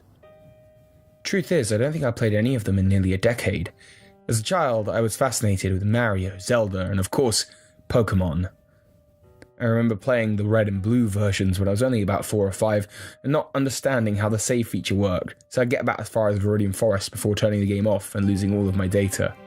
As I got older, I played many of the sequels, but lost interest after Pokemon Ruby and Sapphire version, but I still loved Pokemon, and I have fond memories of using my Trico all the way up to a level 100 Sceptile. It must have been seeing the pictures of the all-new Mega Sceptile for the Ruby and Sapphire remakes that got me to think about that pencil case where all my Game Boy games were. I saw it perched between a DVD box set of The Matrix and my collection of Harry Potter books. Disgusted by the amount of dust I had allowed to accumulate on top of what was once a treasure trove of my finest moments, I quickly poured out around 20 or so different cartridges onto my bed, this before throwing my pencil case in the bin. I lay down onto my pillow, bringing the game's eye level with me. It was one of those Sunday afternoons where even being bored was making me sleepy. However, remembering the posters of Pokemon in my local game store, I suddenly felt the urge to retrieve my old copy of Pokemon Ruby and see what was happening on my save file. When I booted up the game, I was greeted with a screen somewhat different to how I had remembered. It told me that my internal battery had run dry and that clock-based feature wouldn't work. I knew this was typical of all the games, and I also knew that it was unlikely to affect my gameplay, so I wasn't deterred. I had a full level 100 team, Sceptile being there of course, but the rest of my team was comprised of Pokemon I had previously hacked in using cheat packs. It made me cringe a little now that I thought about it, but I must have been around 11 when I played this last time, and I'm sure there was nothing more appealing than a team of all level 100s. Sceptile, Mewtwo, Charizard, Pikachu, Groudon and Kyogre. These guys were the real deal. I was confident I had already beaten every trainer in the game, so I decided to give them a spin by battling the Elite Four. They were too easy. The game restarted and I was back in my room. Curious, I checked the clock, which told me that it was Monday at 12 PM, midday. I visited various other areas of the game, desperately looking for something to do, when I realized I hacked in these legendaries, so others that were native to the game file might actually still be available to capture. I made my way to a location called Sky Pillar, and sure enough, after battling my way through hordes of ghost Pokemon, I finally encountered the legendary Rayquaza. Forgetting to save before the battle, not truly caring if I caught the Pokemon or defeated it, I interacted with the Overworld sprite, and I was completely taken aback to find that the Rayquaza I was facing shone with golden stars, and rather than being its regular green colour, it was instead covered with a deep black with golden outlines. I knew what I was looking at. In fact, 11-year-old me would have gloated about this to no end. However, having not saved, I was worried if I'd even be able to capture it. Luckily, I checked my items. Sure enough, 11-year-old me had been smart. Right there at the top of my bag, 99 Master Balls. And then another 99. And then another 99. The list went on. So of course, I was quickly able to capture it. Even now as a young adult, I felt the thrill, and I knew I had at least one friend at uni who'd be impressed by this tomorrow. In fact, he'd be impressed that I'd be playing at all, let alone the fact that I'd been playing for several hours. In fact, I felt I'd been playing for long enough, but before switching off, I wanted to check what moves my Rayquaza knew. I flew to the nearest area called Pacifidog Town, but I was greatly disappointed to find that my new shiny Pokemon wasn't in my boxes. I looked around all 32 boxes and my party, and I was greatly disappointed to find that my Rayquaza wasn't there. My new, incredibly rare Pokemon, it was nowhere. There was no point in resetting to the last save. I would have to travel all the way back to Sky Pillar, and my odds of encountering a shiny Pokemon again would be, what, 1 in 8,000? This doesn't make any sense. I was frustrated. Several times I backed in and out of the in-game PC, trying to turn it off and on. And every time it greeted me with just a few boxes of random weak Pokemon and the occasional hacked-in legendary. I already had 6 level 100 Rayquaza, but my new shiny one was nowhere to be seen. I surprised myself that I'd become so invested. The truth is, if I took my cartridge to uni tomorrow with all these hacked Pokemon on it, then my friend probably wouldn't have even believed that I caught the shiny legitimately. My heart sank a little, and I was about to turn off the game when I had another thought. I remembered one of the secrets of the town I was in, an NPC who would tell you about a mysterious island, Mirage Island. It's an area just to the right of the town, but I had never seen it before. Supposedly, it would only appear on random days. I only heard about it through rumor when I was younger, but I was certain it existed. So I went to the house where I remembered the NPC being. No luck. I went to a different house and found him. I guess my memory isn't that great, although I was certain that I had never remembered the NPC telling me what he just did. Usually, this NPC would tell me that Mirage Island wasn't there and I'd have to come back another time, but I was surprised to find out that today, he could see Mirage Island. All I had to do was surf to it. A shiny gets taken away from me and an internal battery left the clock on a day when Mirage Island shows up. I had to be both the luckiest and unluckiest guy in the world. I immediately set out to the island, but as I surfed there, something struck me as odd. All the NPCs that would normally wait patiently for me to cross their eyesight and challenge me to a battle were instead erratic. They swam from left to right, up and down, into rocks, or even into other NPCs. It seemed bizarre. However, I managed to surf around them, avoiding their gazes. I thought maybe the game must be glitchy, maybe that's what caused my shiny Pokemon to disappear. And the idea was almost immediately confirmed the moment I stepped foot on Mirage Island, and the screen blacked out. I was confused. I was strangely sad. I'd become very invested in this world, and now found myself furiously toggling the power switch. Had the batteries run out? No. The game came back on after only a little struggle, and I was soon greeted with the same screen. Your internal battery has run dry. Time has stopped. Time has stopped? I'm sure that wasn't what it said last time. However, I was mashing the A button, so I barely had time to think before it flicked onto the next screen. Opening up my save file, once again I was placed in my character's house, right after beating the Elite Four. My party seemed to be in order, nothing unusual. I decided to check my clock on the wall, and I'm not really sure why, it just seemed like the thing to do. However, instead of reading 10 PM on Monday, it showed as 6:24 PM on Sunday. That was odd, seeing as the last screen had just told me that my internal battery had run dry. This must be a buggy game. However, this meant if it was a different time, then maybe Mirage Island would likely not be accessible. I could only hope the glitch was working in my favour. I was so upset to think that both the shiny Pokemon and now Mirage Island were stories that would sound made up, but it was less about making my one friend Uni believe me. I had to believe it. I had to hope that this glitchy game was once again going to work in my favour.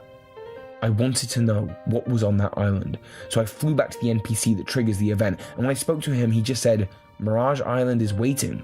Welcome back." Once again, I found myself confused by these odd statements, but curiosity drove me on, and I felt like I had no other choice. I became completely absorbed by the game, and truth is, I was glad Mirage Island was still accessible. And perhaps it was just the game being buggy. Once again, I surfed across to where Mirage Island would be, and I felt a strange comfort in that the NPCs who moved erratically before were doing the exact same thing, surfing in seemingly random directions as they were trying to break the game. There was a level of consistency about this now. This game really is broken, I thought, as I landed back on the shore of Mirage Island, and now I had a good view of the land on which I stood. The place was more or less empty, with a single house and a grass patch that was huge. I'd never been here before, and I felt so much joy being on a place that I'd only heard about in rumours, to know that such a place was true. However, the feeling didn't last, as I went into the long grass, and I found myself face to face with Rayquaza. The same shiny black Rayquaza that I had caught before. I didn't understand. Were shinies just more common when the island was around? Maybe the previous hack had affected the game. I checked my bag for my Master Balls, was shocked to find nothing. I had no items now. I exited out of that menu and the battle was over. I checked my party to find not my usual team either. Instead, my team had been replaced with Unknown, a small Pokemon looking like letters. B-A-D-B-O-Y. Bad boy. What is this? What is this? What is this glitch? Am I dreaming? I thought. Maybe I am dreaming. As much as I wanted to, I really couldn't make my attention leave the screen. It was as if it engulfed me. I was completely obsessed, so I did the only thing I could think to do. I entered the house. It was my house. Or rather, the house of the character that you play as, the one that's in Little Root Town. Usually your character's mother would be downstairs, but she was gone. The lower floor seemed normal enough. But as I proceeded upstairs into my character's room, I found another NPC. And it's gonna sound dumb for a bunch of pixels, but I really felt that I recognized this NPC. The NPC was in bed. I interacted with him, and the text read, "He won't be waking up." It appeared on the screen, and it was cold, scary. And the fact was, I realized where I recognized this NPC from. It kind of looked like me. The fact that I associated this group of pixels with myself just upset me. What do you mean, they wouldn't be waking up? I began to freak out a little. Where was I? Why couldn't I stop playing? I started walking and clicking any and all buttons when I found myself face to face with a clock in the room. Oh, I wish I hadn't read the clock, because it displayed the same time as before. Sunday, 6:24 PM. That's when I remembered the same chilling words from before telling me, "Your internal battery has run dry." Time has stopped.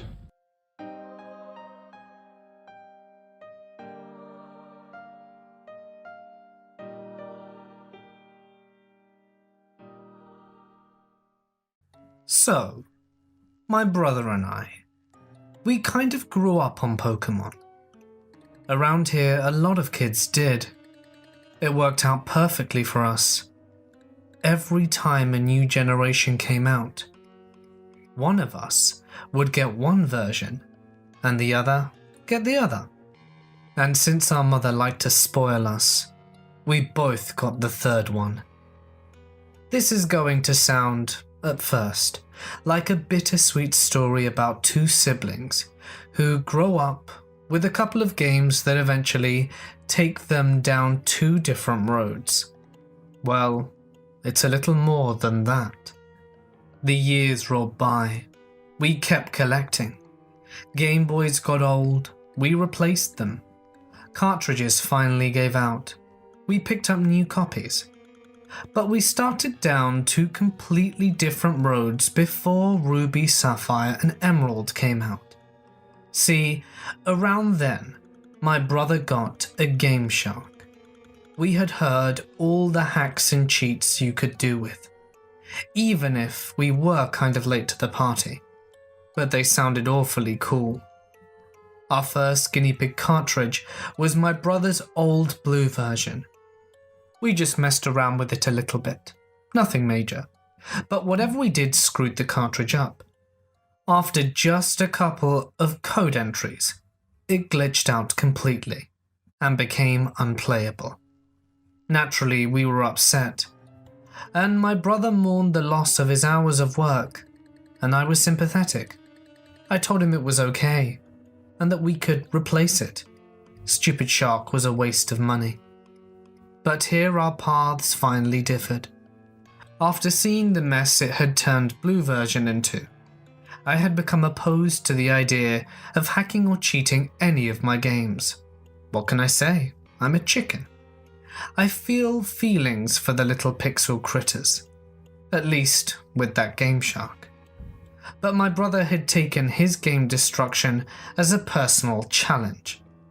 I don't think he ever played a game after that, which wasn't hacked somehow.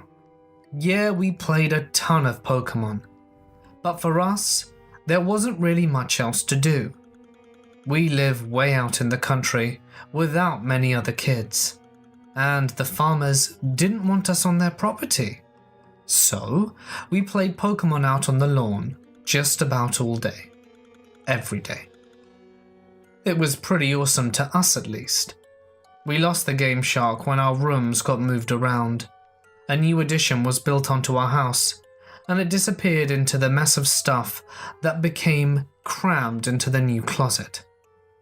Ruby, Sapphire, and Emerald arrived, and after playing through them once, we were both in agreement that they were definitely lacking in comparison to the last generation.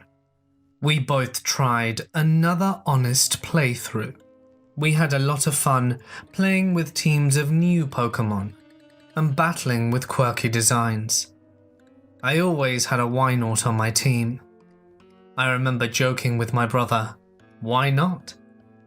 I wasn't as try-hard as him, and he had this horrible Altaria with Perish song. He knew if the odds of battle weren't in his favour, he could use that move to guarantee my Pokémon would faint in 3 turns.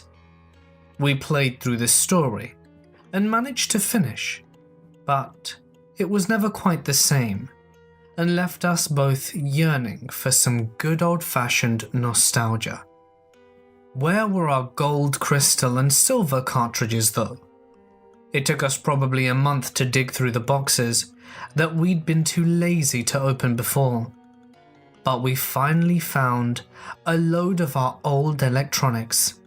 My old purple Game Boy Color still worked. His red one could no longer hold batteries in place. Both of our GBAs were fine though, along with our snake lights and link cables, that one with the nifty little connector in the middle that I had always wrapped up oh so carefully to avoid fraying the wires, and condemned it to the trash like our last cable. We both grabbed up everything we could. It was so nice to have yellow, which had been my first and most cherished game of any series, not just Pokemon, and red and gold back. We went through the motions of checking our old files, taking in all the old memories, and eventually, we figured the Gen 1 stuff was just too nostalgic to get rid of. I restarted Gold, he restarted Silver. Immediately, he snatched the Game Shark out of the box and slipped it into the back of his GBA. I shook my head at him. I remember what I said to him. That thing will kill your game, you know. He had never liked me preaching to him about abusing pixels, so I just shut my mouth after that. But it had put him off from playing with me. I guess it was just once too many, really. I ought to know to keep my thoughts to myself. It was a couple of days later when it happened. I was out on the porch, Game Boy in hand, just about to go into the Elite Four, when I realized I needed a little help. My team was ill-balanced, thanks to my playing through for leisure, and at the time, I was no great trainer that could pull off gimmick runs. I knew that my brother had been 2 badges ahead of me when we'd last checked in with each other, so I was hoping that he would let me borrow a Pokémon or 2, just for this run-through. Now, the thing is, I'd spent the last 24 hours at a friend's place. I had literally come home, dumped my bag in my room, and crept out into the sun with my GBA to play. I had no idea what he'd been up to. For all I knew, he was done with the game, and onto a new one, which, I figured, was all the better, since he wouldn't need those Pokémon, and I'd stand a better chance of nicking a few. So I got up and went into the house, and when I was crossing the living room, I noticed all his Pokémon games lying on the floor. Some of the cartridges had been mangled, like they'd been hacked out with something sharp. Even his old blue version, long ago dead and too sentimental to throw away, was lying there, plastic cut, ragged, split almost halfway up one side, completely unusable anymore. I was a little scared. This had to have happened this morning. Otherwise, my mum would have seen it, and it wouldn't be lying on the carpet. Tucking my GBA into my pocket, I crept over to his room and found the door unlocked. Somehow, that was even more concerning. I walked in and found my brother sitting on the edge of his bed, with his GBA in pieces on the floor at his feet, smashed to bits. Next to him on the bed were a hammer and our mother's gardening scissors. His face was paler than I'd ever seen it, even whiter than the time an old man had chased us with a shotgun. It was now I also noticed the Game Shark on the ground, and a silver cartridge poking out from under his bed. Somehow, they had been spared the wrath of the hammer. "Are you okay?" I asked. I remember the chills that ran through me. He was my little brother.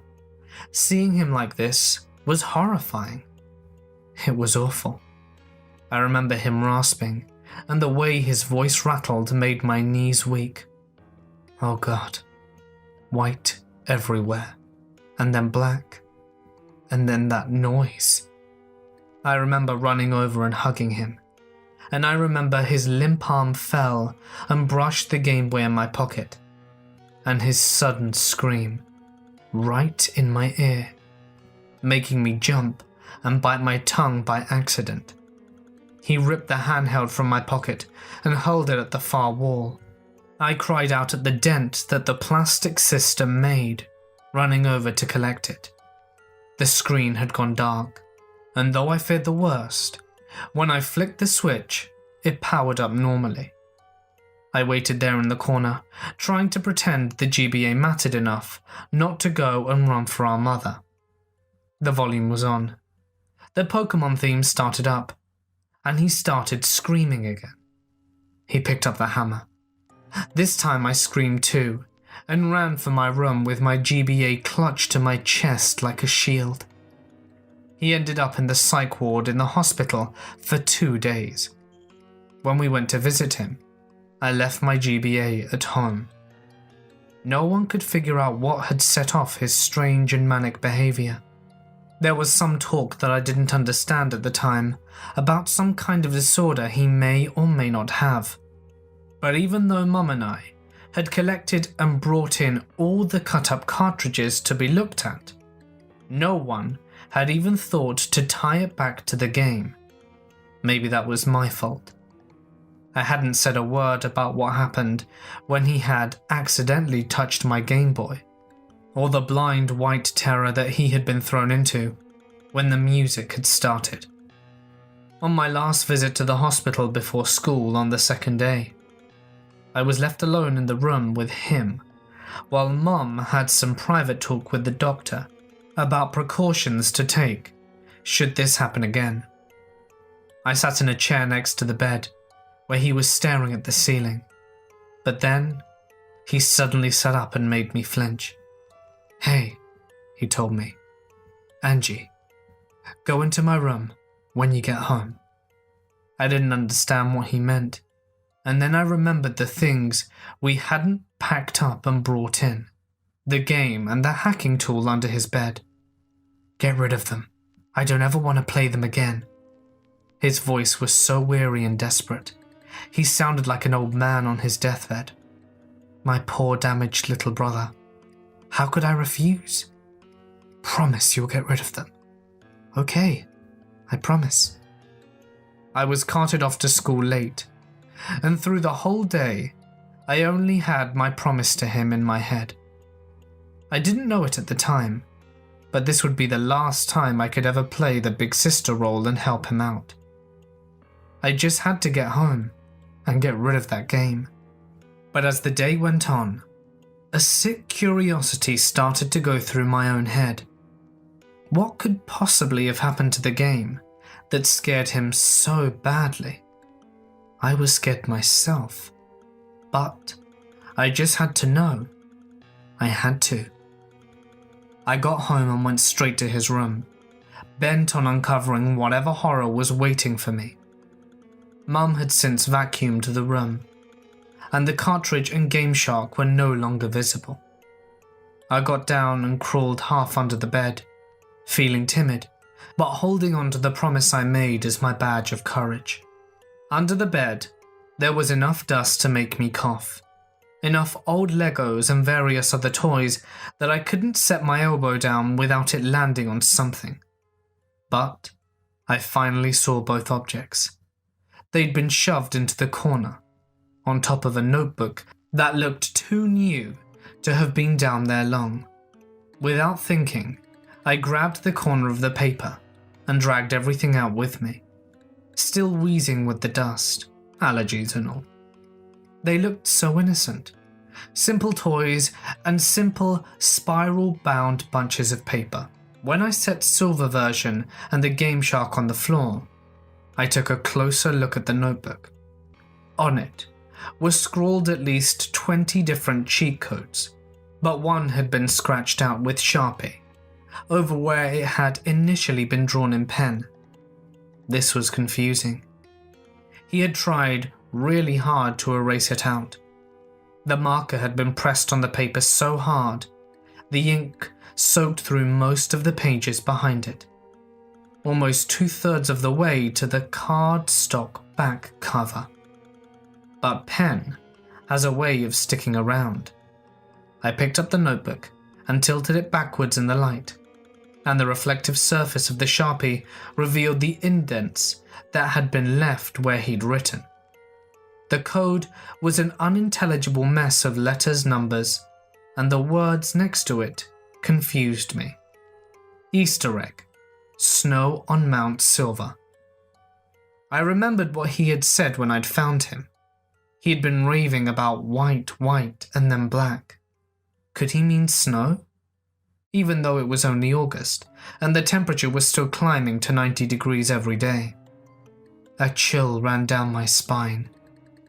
Did I dare? I picked everything up and brought it to my room, and laid it out on the carpet in front of me, with my own GBA next to it.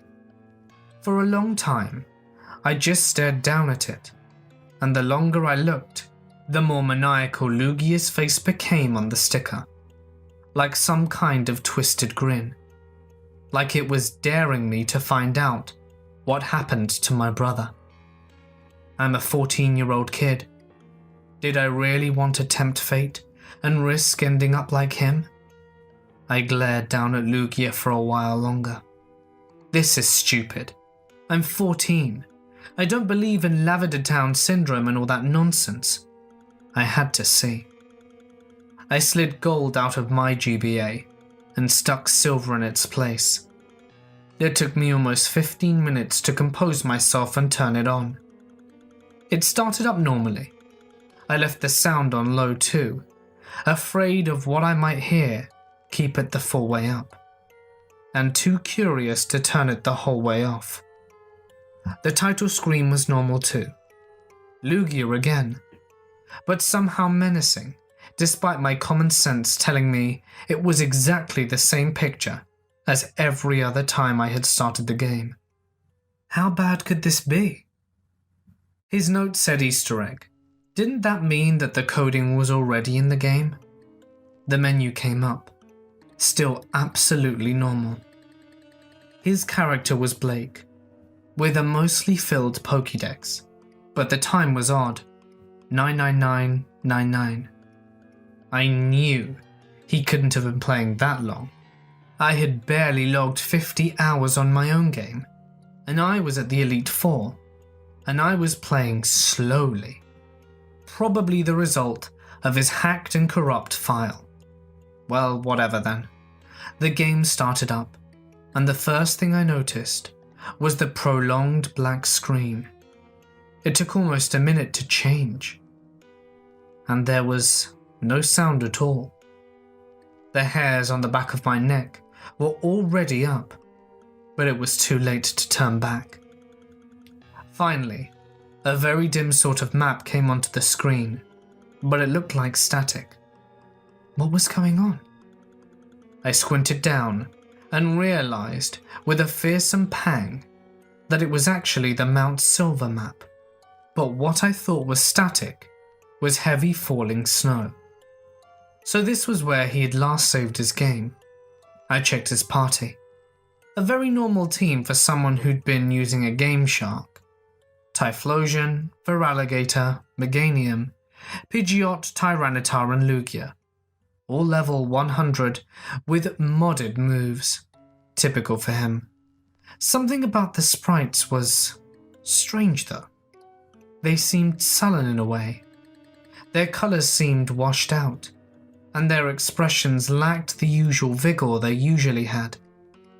I chalked this up to missing pixels or something, also due to the hacking. Then the map brightened up just a smidgen when I closed out the start menu. Indeed, the snow was somehow falling very heavily. Pixels danced across the screen so fast, it was hard to see the little sprite that was my brother's character. Something was off about him too. When I checked the information, it was the same as the Pokemon sprites. Their colours were dull. In fact, now that I thought about it, he almost looked frostbitten. My stomach tightened, and I turned and tried to move back down the mountain. As I hit the bottom of the screen, words popped up, and there was finally a sound. My sprite hitting an invisible wall. I can't turn back now. That was unsettling. I went to my Pokemon and tried to use Pidgeot's fly ability. I can't fly in this, obviously referring to the snow. Screw this, I thought, going back into his bag. There was an escape rope. I tried using it. I can't go back anymore.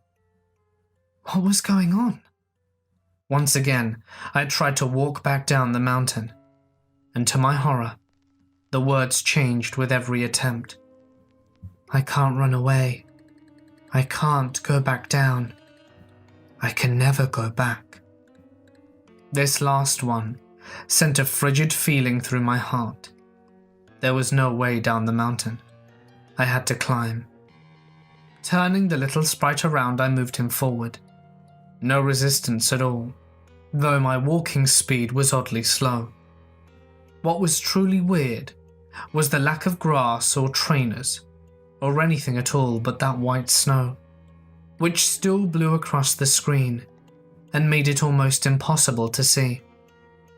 As I moved further up the mountain, his walking speed became slower and slower. The static curtain of pixels grew thicker, so that I could barely make out the features of the map. But it sounded like the only way to move was straight ahead anyway. I reached what looked like a set of stairs at the very top edge of the screen. I didn't remember this being there before. As I tried to move up, the little sprite paused. I'm cold. By now, even I was getting goosebumps. His walking speed had become painfully slow, as if somehow he was being impeded. Up the little staircase, more text on screen. Meganium has died. What? Pokemon don't die in these games? I checked my party and was frightened and confused by what I saw. Meganium's sprite had been replaced by a red X. All my other Pokemon sported various degrees of damage, though I hadn't battled once. I went into my bag and found a single revive and tried to use it. It's too late, it said. What kind of Easter egg is this? There wasn't much else I could do. Trying to turn around yielded the same message as before, so I kept moving. Pidgeot has died. I checked again. Sure enough, there was a little red X. This time I selected it and looked at the Pokemon itself, trying to figure out what was wrong. I wish I hadn't. The sprite was mangled. Pieces of it were missing. What was left was splotched with a sickish blue-grey colour, and its eyes were a solid pit black. I flipped down to Meganium. Same type deal. A missing leg, a chunk of its neck, most of his head, save that pitch black eye. Dead eye. Morbid curiosity urged me onwards, and the path never deviated from the straight upward road I'd travelled the entire time. Along the way, every now and then, another party Pokemon would die, and examination of its sprite would show it was in the same condition as the others, until all I had left was Typhlosion. One more staircase was up ahead, and I braced for whatever horror awaited me. I hit the summit. It was deserted. Red was nowhere to be found. The snow had stopped falling. In the very center of the map was something sticking out of the snow. It looked like a Pokeball. Okay, maybe all this creepy stuff led up to some climactic final battle using whatever was there. If I picked it up, maybe Red would come out of hiding. I walked over and examined it, and there was a burst of static noise from my game that made me jump. What appeared on the screen was a battle animation. My trainer sprite appearing, his skin tinged blue against another mangled Pokemon sprite. It was Celebi. In the center of that black hole that was its eye, a single red dot burned out like an ember. The thing looked rotted. I didn't even throw out my most dead Typhlosion before it had moved. Celebi used Perish Song. A screech came out of my GBA, and I almost dropped it as the screen went white. That noise was not like the Perish Song I remember from the battles with my brother. It crackled through into the retro speakers in a way that sounded just a tiny bit off. Is this what he had heard? A part of me was relived, thinking that maybe it wouldn't wait 3 turns and my final Pokemon had been KO'd, and I would be transported to the Pokemon Center. But I was wrong. My sprite reappeared in what looked like a cave, and I was now inside the mountain. I checked my trainer card and felt sick. The sprite was just as mauled as the Pokémon had been. A leg gone, a single eye remaining, pitch black and so sad looking. Tears welled up at the corner, and every colour on him was replaced by those 6 shades of frosty blue and grey. Every stat on the card was reduced to 0, except the time, which still read 99999. I quickly moved back to the map. His sprite there mimicked the horror it had become on the trainer card. Pieces were missing. Everything was discoloured. I started trying to walk, and the first message I received was, "It's so cold." There was only one direction to go. Upwards. I moved on, and every now and then we would be stopped by a message that made my heart sink lower and lower. "Mother, it feels so cold. I can't go on." The walls, as I walked, became darker until they were pitch black at the end. There was an exit there, marked only by a white outline. I had no choice but to go through it. It opened into a chamber. That was also solid white. The only way to distinguish the walls was a thin grey line that marked them as separate from the floor. Against the far wall, there was another sprite, red sprite, intact. I had come this far. I had to finish this. I walked right up to him and hit A. The battle started. Red sprite had none of the deformities that marred my own. The colours were the same, blues and greys, but he was intact. He looked extremely sad though. His first Pokémon came out, Venusaur. It was just like my own had been, but level 0, with a speck of health. They sent out Typhlosion, who had just 6 HP left. No Pokémon made a sound when they were brought into battle. Venusaur used Struggle. There was no animation, just a single point of damage done to Typhlosion, and then the opposing sprite dropped off the screen. Venusaur had died. There was no text asking me to switch out. Instead, there was just what I took to be the dialogue from Red. 3 dots. His next Pokémon was Blastoise, even more mangled than Venusaur had been. It too struggled and died. After each round, there was that ominous ... from their trainer. Every sprite was more damaged than the last. His Espeon was barely distinguishable as a Pokémon. I realized somewhere he was sending them all out of order, which saved one Pokémon for last. The normal sprites and frostbitten sprites of Meganium, Pidgeot, and Red's Pikachu. Pikachu came out, and it was grotesque. It too was discoloured, like it was frostbitten. It was missing an ear, half its body and tail. Its head was mostly intact, but his eyes were much larger than they should have been, and glared out at me, like pitch black windows into hell. But the thing that got me most was the giant smile that extended all the way to the edges of its head. Its health was somehow at 0, or at least that's how it looked to me. My hands were shaking. I didn't get a chance to attack. Pikachu used Pain Split. Pikachu has died. Typhlosion has died. It cut back to the image of Red Sprite, and now it looked like mine.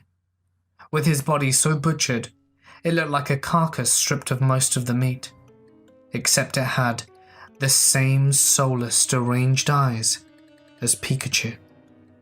I finally understood what happened. They were dead. They were dead. And this sub-level of the mountain was the hell they existed in.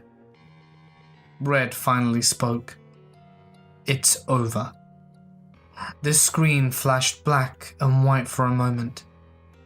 Used Destiny Bond. A horrible, hideous screeching started to issue from my GBA. The screen went white, and it shrieked at me. I threw it to the floor and pressed my back against the bed.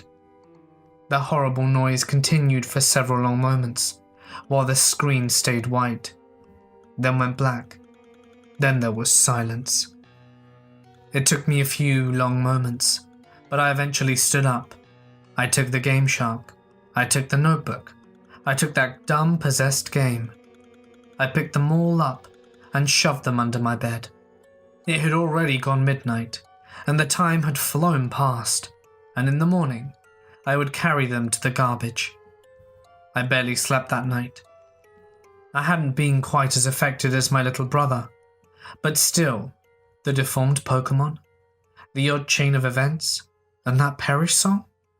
It was horrible to think it was still in my room. When I did sleep, I struggled and had nightmares. The first thing I did in the morning was throw the Game Boy out. Then I saw my parents. I was sleep deprived, but could tell something was up. My mother burst into tears. Tragically, my little brother had passed away in the early hours of the morning. The doctors couldn't explain it, but he hadn't made it 3 days since playing that game. No, this isn't another creepypasta about a cursed or haunted game cartridge. This is a warning. Less than 2 days ago, on a Saturday morning, my best friend Alice woke me up with about 7 or 8 text messages imploring me to download a new augmented reality game for Android and iOS called Pokémon GO. I wasn't really interested, as I always get addicted to these dumb free-to-play games and end up spending a week's pay on microtransactions in 20 minutes. Plus, I know very little about Pokemon. My expertise stretches to just about being able to recite the Team Rocket mantra gleaned from watching the cartoon a few times in the late 90s, but that's about it. I always thought it was just a bunch of random creatures jumping around and shooting lightning bolts out their asses, while this kid with a baseball cap gets overstimulated. The whole thing reminded me of a pretty intense sugar rush, and I never once played any of the games. I've never owned a Nintendo console. But I went onto Facebook and was startled to see a bunch of images which Alice had shared of herself playing the game, which is unusual because she isn't normally the sort of person to go crazy on social media and overbomb us with constant updates. I commented on one of her images, and immediately she started messaging me again, over and over, with strict instructions on how to download the game from a link someone had sent her. So, just to shut her up as much as anything else, I followed her step-by-step instructions, which involved downloading the game to a PC from this link which is dead now, so don't even bother trying to find it, and then using a USB cable to transfer the game to my phone. I asked her why I couldn't just use the App Store or Google Play, but she explained that the game hadn't been officially released in the UK yet. And anyway, the game was so popular that the servers were constantly crashing, so she told me that the version of the game I had just obtained was a rare beta version, which contained a few weird bugs, but it was worth it to be one of the first 2 people in the country to play it. And there were a lot of comments on her Facebook images of people saying things like, "Oh my god, how the hell did you get this game in the UK?" So it did feel sort of cool to be one of the first to get to play it. We already knew that there were certain Pokemon in the game that could only be caught in the UK as well, which gave me a bit of a buzz, like I was getting a head start in building up my collection of make-believe critters. I've always been a sucker for collecting things. I actually get pretty obsessive about it, so pretty soon I was engrossed in the game and walking the streets with a kind of feverish anticipation, praying that my phone would buzz to let me know another Pokemon was nearby. I'm assuming anyone hearing this will know the basics of Pokemon and probably already own the game as well, so I'll spare you the details of how it all works. What was weird though is that I was unable to register using my own name, and the feature where you design your avatar was broken, leaving me no choice but to use the pre-programmed one, which to me kind of resembled the character of Alice in Wonderland, which seemed like an odd coincidence given my best friend's name. In the middle of the road near my house, I soon found and captured my first wild beastie, which was rather a cruel concept if you think about it. It was a Meowth, and I began to train it up. Not 100% sure of what I was doing, but it seemed like a pretty idiot-proof kind of game. And like all these games, it keeps you hooked with a steady sprinkling of experience points, meaning you're constantly creeping forward. And before I know it, I've leveled up twice and it's only Saturday afternoon. At level 5, you can enter Pokemon gyms, which seems to be randomly assigned to buildings. The only one in my town is a public library, which is closed on the weekend, so it wasn't really a whole lot of use. My Pokedex was growing pretty steadily as I got to grips with throwing Pokeballs. I soon noticed that nearly every Pokemon was located in a strangely dangerous location, like say in the middle of a busy street or on the top level of a multi-story car park very close to the edge. I guess that's a wrinkle that the game designers would have to iron out. Other than that, I didn't think much of it. Why would I? I kept checking Alice's progress on her Facebook wall as she kept posting the updates literally every 5 minutes. I cursed her good fortune, and she had already caught 8 Pokemon to my 4, and I felt a strange sense of jealous anger, almost rage, because she was stumbling across things quicker than I was. She had found a Bulbasaur on a suspended girder in the middle of a busy building site, and a Butterfree halfway up some scaffolding around an old derelict building. The building itself was soon to be demolished. At first, we would message each other with updates on our progress, but soon this kind of stopped. We both became too engrossed, and I began to navigate purely via the screen on my phone, not really paying attention to the real world around me. I began to go half mad from anxiety as I waited for my phone to buzz with news of a new Pokemon nearby. I was sweating and muttering to myself, causing some passers-by to ask if I was okay, but I ignored them. My feet began to ache from all the walking as day turned into night, but it didn't matter. Nothing else mattered but catching them all. I was supposed to be working on the Sunday, but I phoned in sick. I'm not normally a very good liar either, but I was so desperate to have the day free to play my new game, my performance, it was flawless.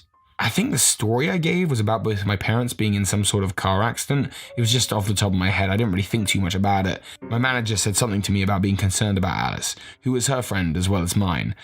And I think she asked me if I had heard from her that day, but I didn't really care about that. All I wanted to do was just end the conversation. As soon as I hung up, my phone buzzed again with another Pokemon in the middle of a traffic roundabout, and I was off in my own little fantasy world. I started to receive irritating message notifications from various people in increasing volume. The night before, my housemate Tommy had tried to call me twice, but I ignored him and I ignored them all. I didn't need any distraction. But eventually, out of sheer annoyance with the constant influx, I opened my various inboxes. My most recent 3 text messages were from Tommy, and they were all pretty similar. It seemed that Alice had wandered into the middle of a busy motorway, causing a car to swerve and crash into the fence around the central reservation. I answered automatically, not really interested in whoever it was. Tommy sounded like he was about to have a breakdown. He was calling from the hospital, where Alice had been taken. Although they wouldn't let him see her, he and a few other people had gone looking for me and Alice. Since neither of us had returned to our homes the night before, he tracked Alice down using her most recent Facebook photos. It seems she had been uploading them less frequently now, and the text included had become kind of a rambling. It was incoherent. Tommy told me that she had begun to sound like Ash from the Pokemon cartoon, sort of speaking in his chirpy catchphrases. He had spotted Alice stumbling down the side of a motorway, seemingly in a daze. But before he could reach her, she had darted suddenly into the path of 3 lanes of traffic. It was a miracle that she hadn't been pulverized herself. He told me that since both of the smashed vehicles had been doing about 70 miles an hour, it was a pretty bad mess. At least 2 people were confirmed to be dead, and another 3 were in critical condition at the local hospital. One woman in the front seat had been thrown straight through her window screen and bounced and rolled for about 30 feet. Her face and limbs were so mangled and bloodied, he told me, so bruised that Alice had confused her for a Charmander. She spoke in a childlike voice to the lifeless woman. Over and over she was saying, "What are you laying down for, Charmander? Why won't you stand up? Why can't I capture you?" When the police and ambulance crew arrived a few minutes later, they put Alice, who had apparently broken her arm at some point over the weekend, so much that it dangled floppily by her side, onto a stretcher, and they wheeled her past a screaming baby. Alice just looked at the baby and thought it was a Squirtle. "Oh look, I found a Squirtle, she said. "What are you doing so far away from the water, Squirtle?" Then she made a sound like a flying Pokeball over and over again as they lifted her into the back of the ambulance. A doctor had told me that she didn't seem to have had anything to eat or drink for a couple of days. How could she have been so careless? My friend, Alice. How could she have been so careless? Because of her, I was now losing valuable Pokemon Go time. I hung up on Tommy then. I was angry at the idea of missing out on any more Pokemon that may have been lurking around, and it dawned on me that I too hadn't eaten anything since, well, I guess since about the time I had started playing the game. But it didn't matter. I would get food later. I thought I need to collect another Pokemon.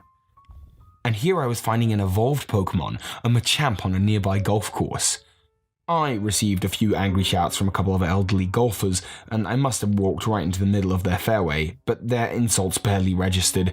Something had suddenly appeared in the game, something new. A beacon had been activated from a Pokemon gym. It was open and it was nearby. There was a message from the person who owned the gym, the player who said that they hoped that I was ready to face them, and I would rise to the challenge. I recognized the location of the beacon. It was a big old shed behind the golf course, which, as far as I was aware, was used to store lawnmowers. I set off, using my phone screen to navigate, no longer really aware of the real world, and so it never really occurred to me that this was an odd location to host a Pokemon gym. The place looked derelict, completely abandoned, and the roof had partially caved in, but it didn't matter to me. I shoved open a big heavy metal door and stumbled into almost total darkness. "Ready to battle?" I called out, fearlessly, buzzing with a giddy thrill of what was to follow. But the response, which came from behind me near the door I had just walked through, was not what I was expecting.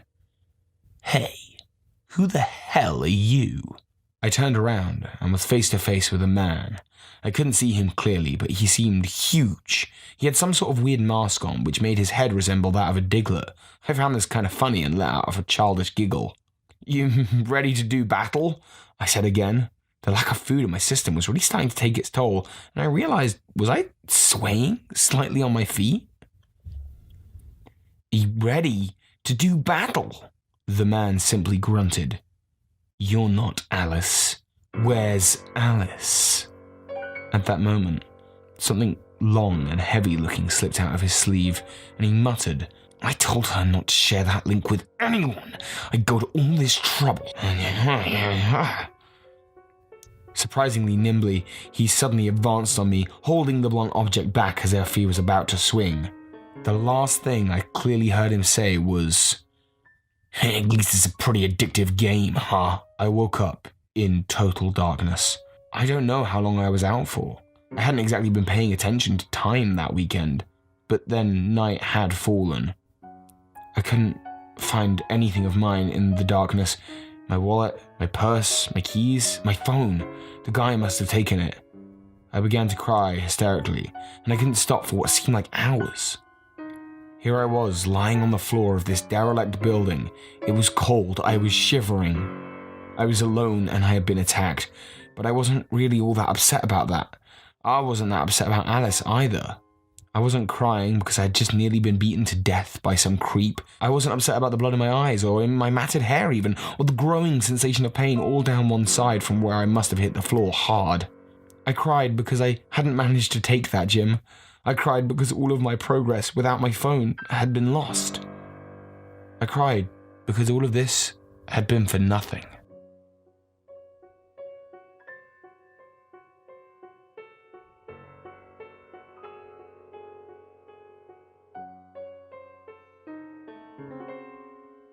Hey everyone, I'm Mort from Mortis Media, and I want to give a huge thank you to Toby for featuring me on his channel.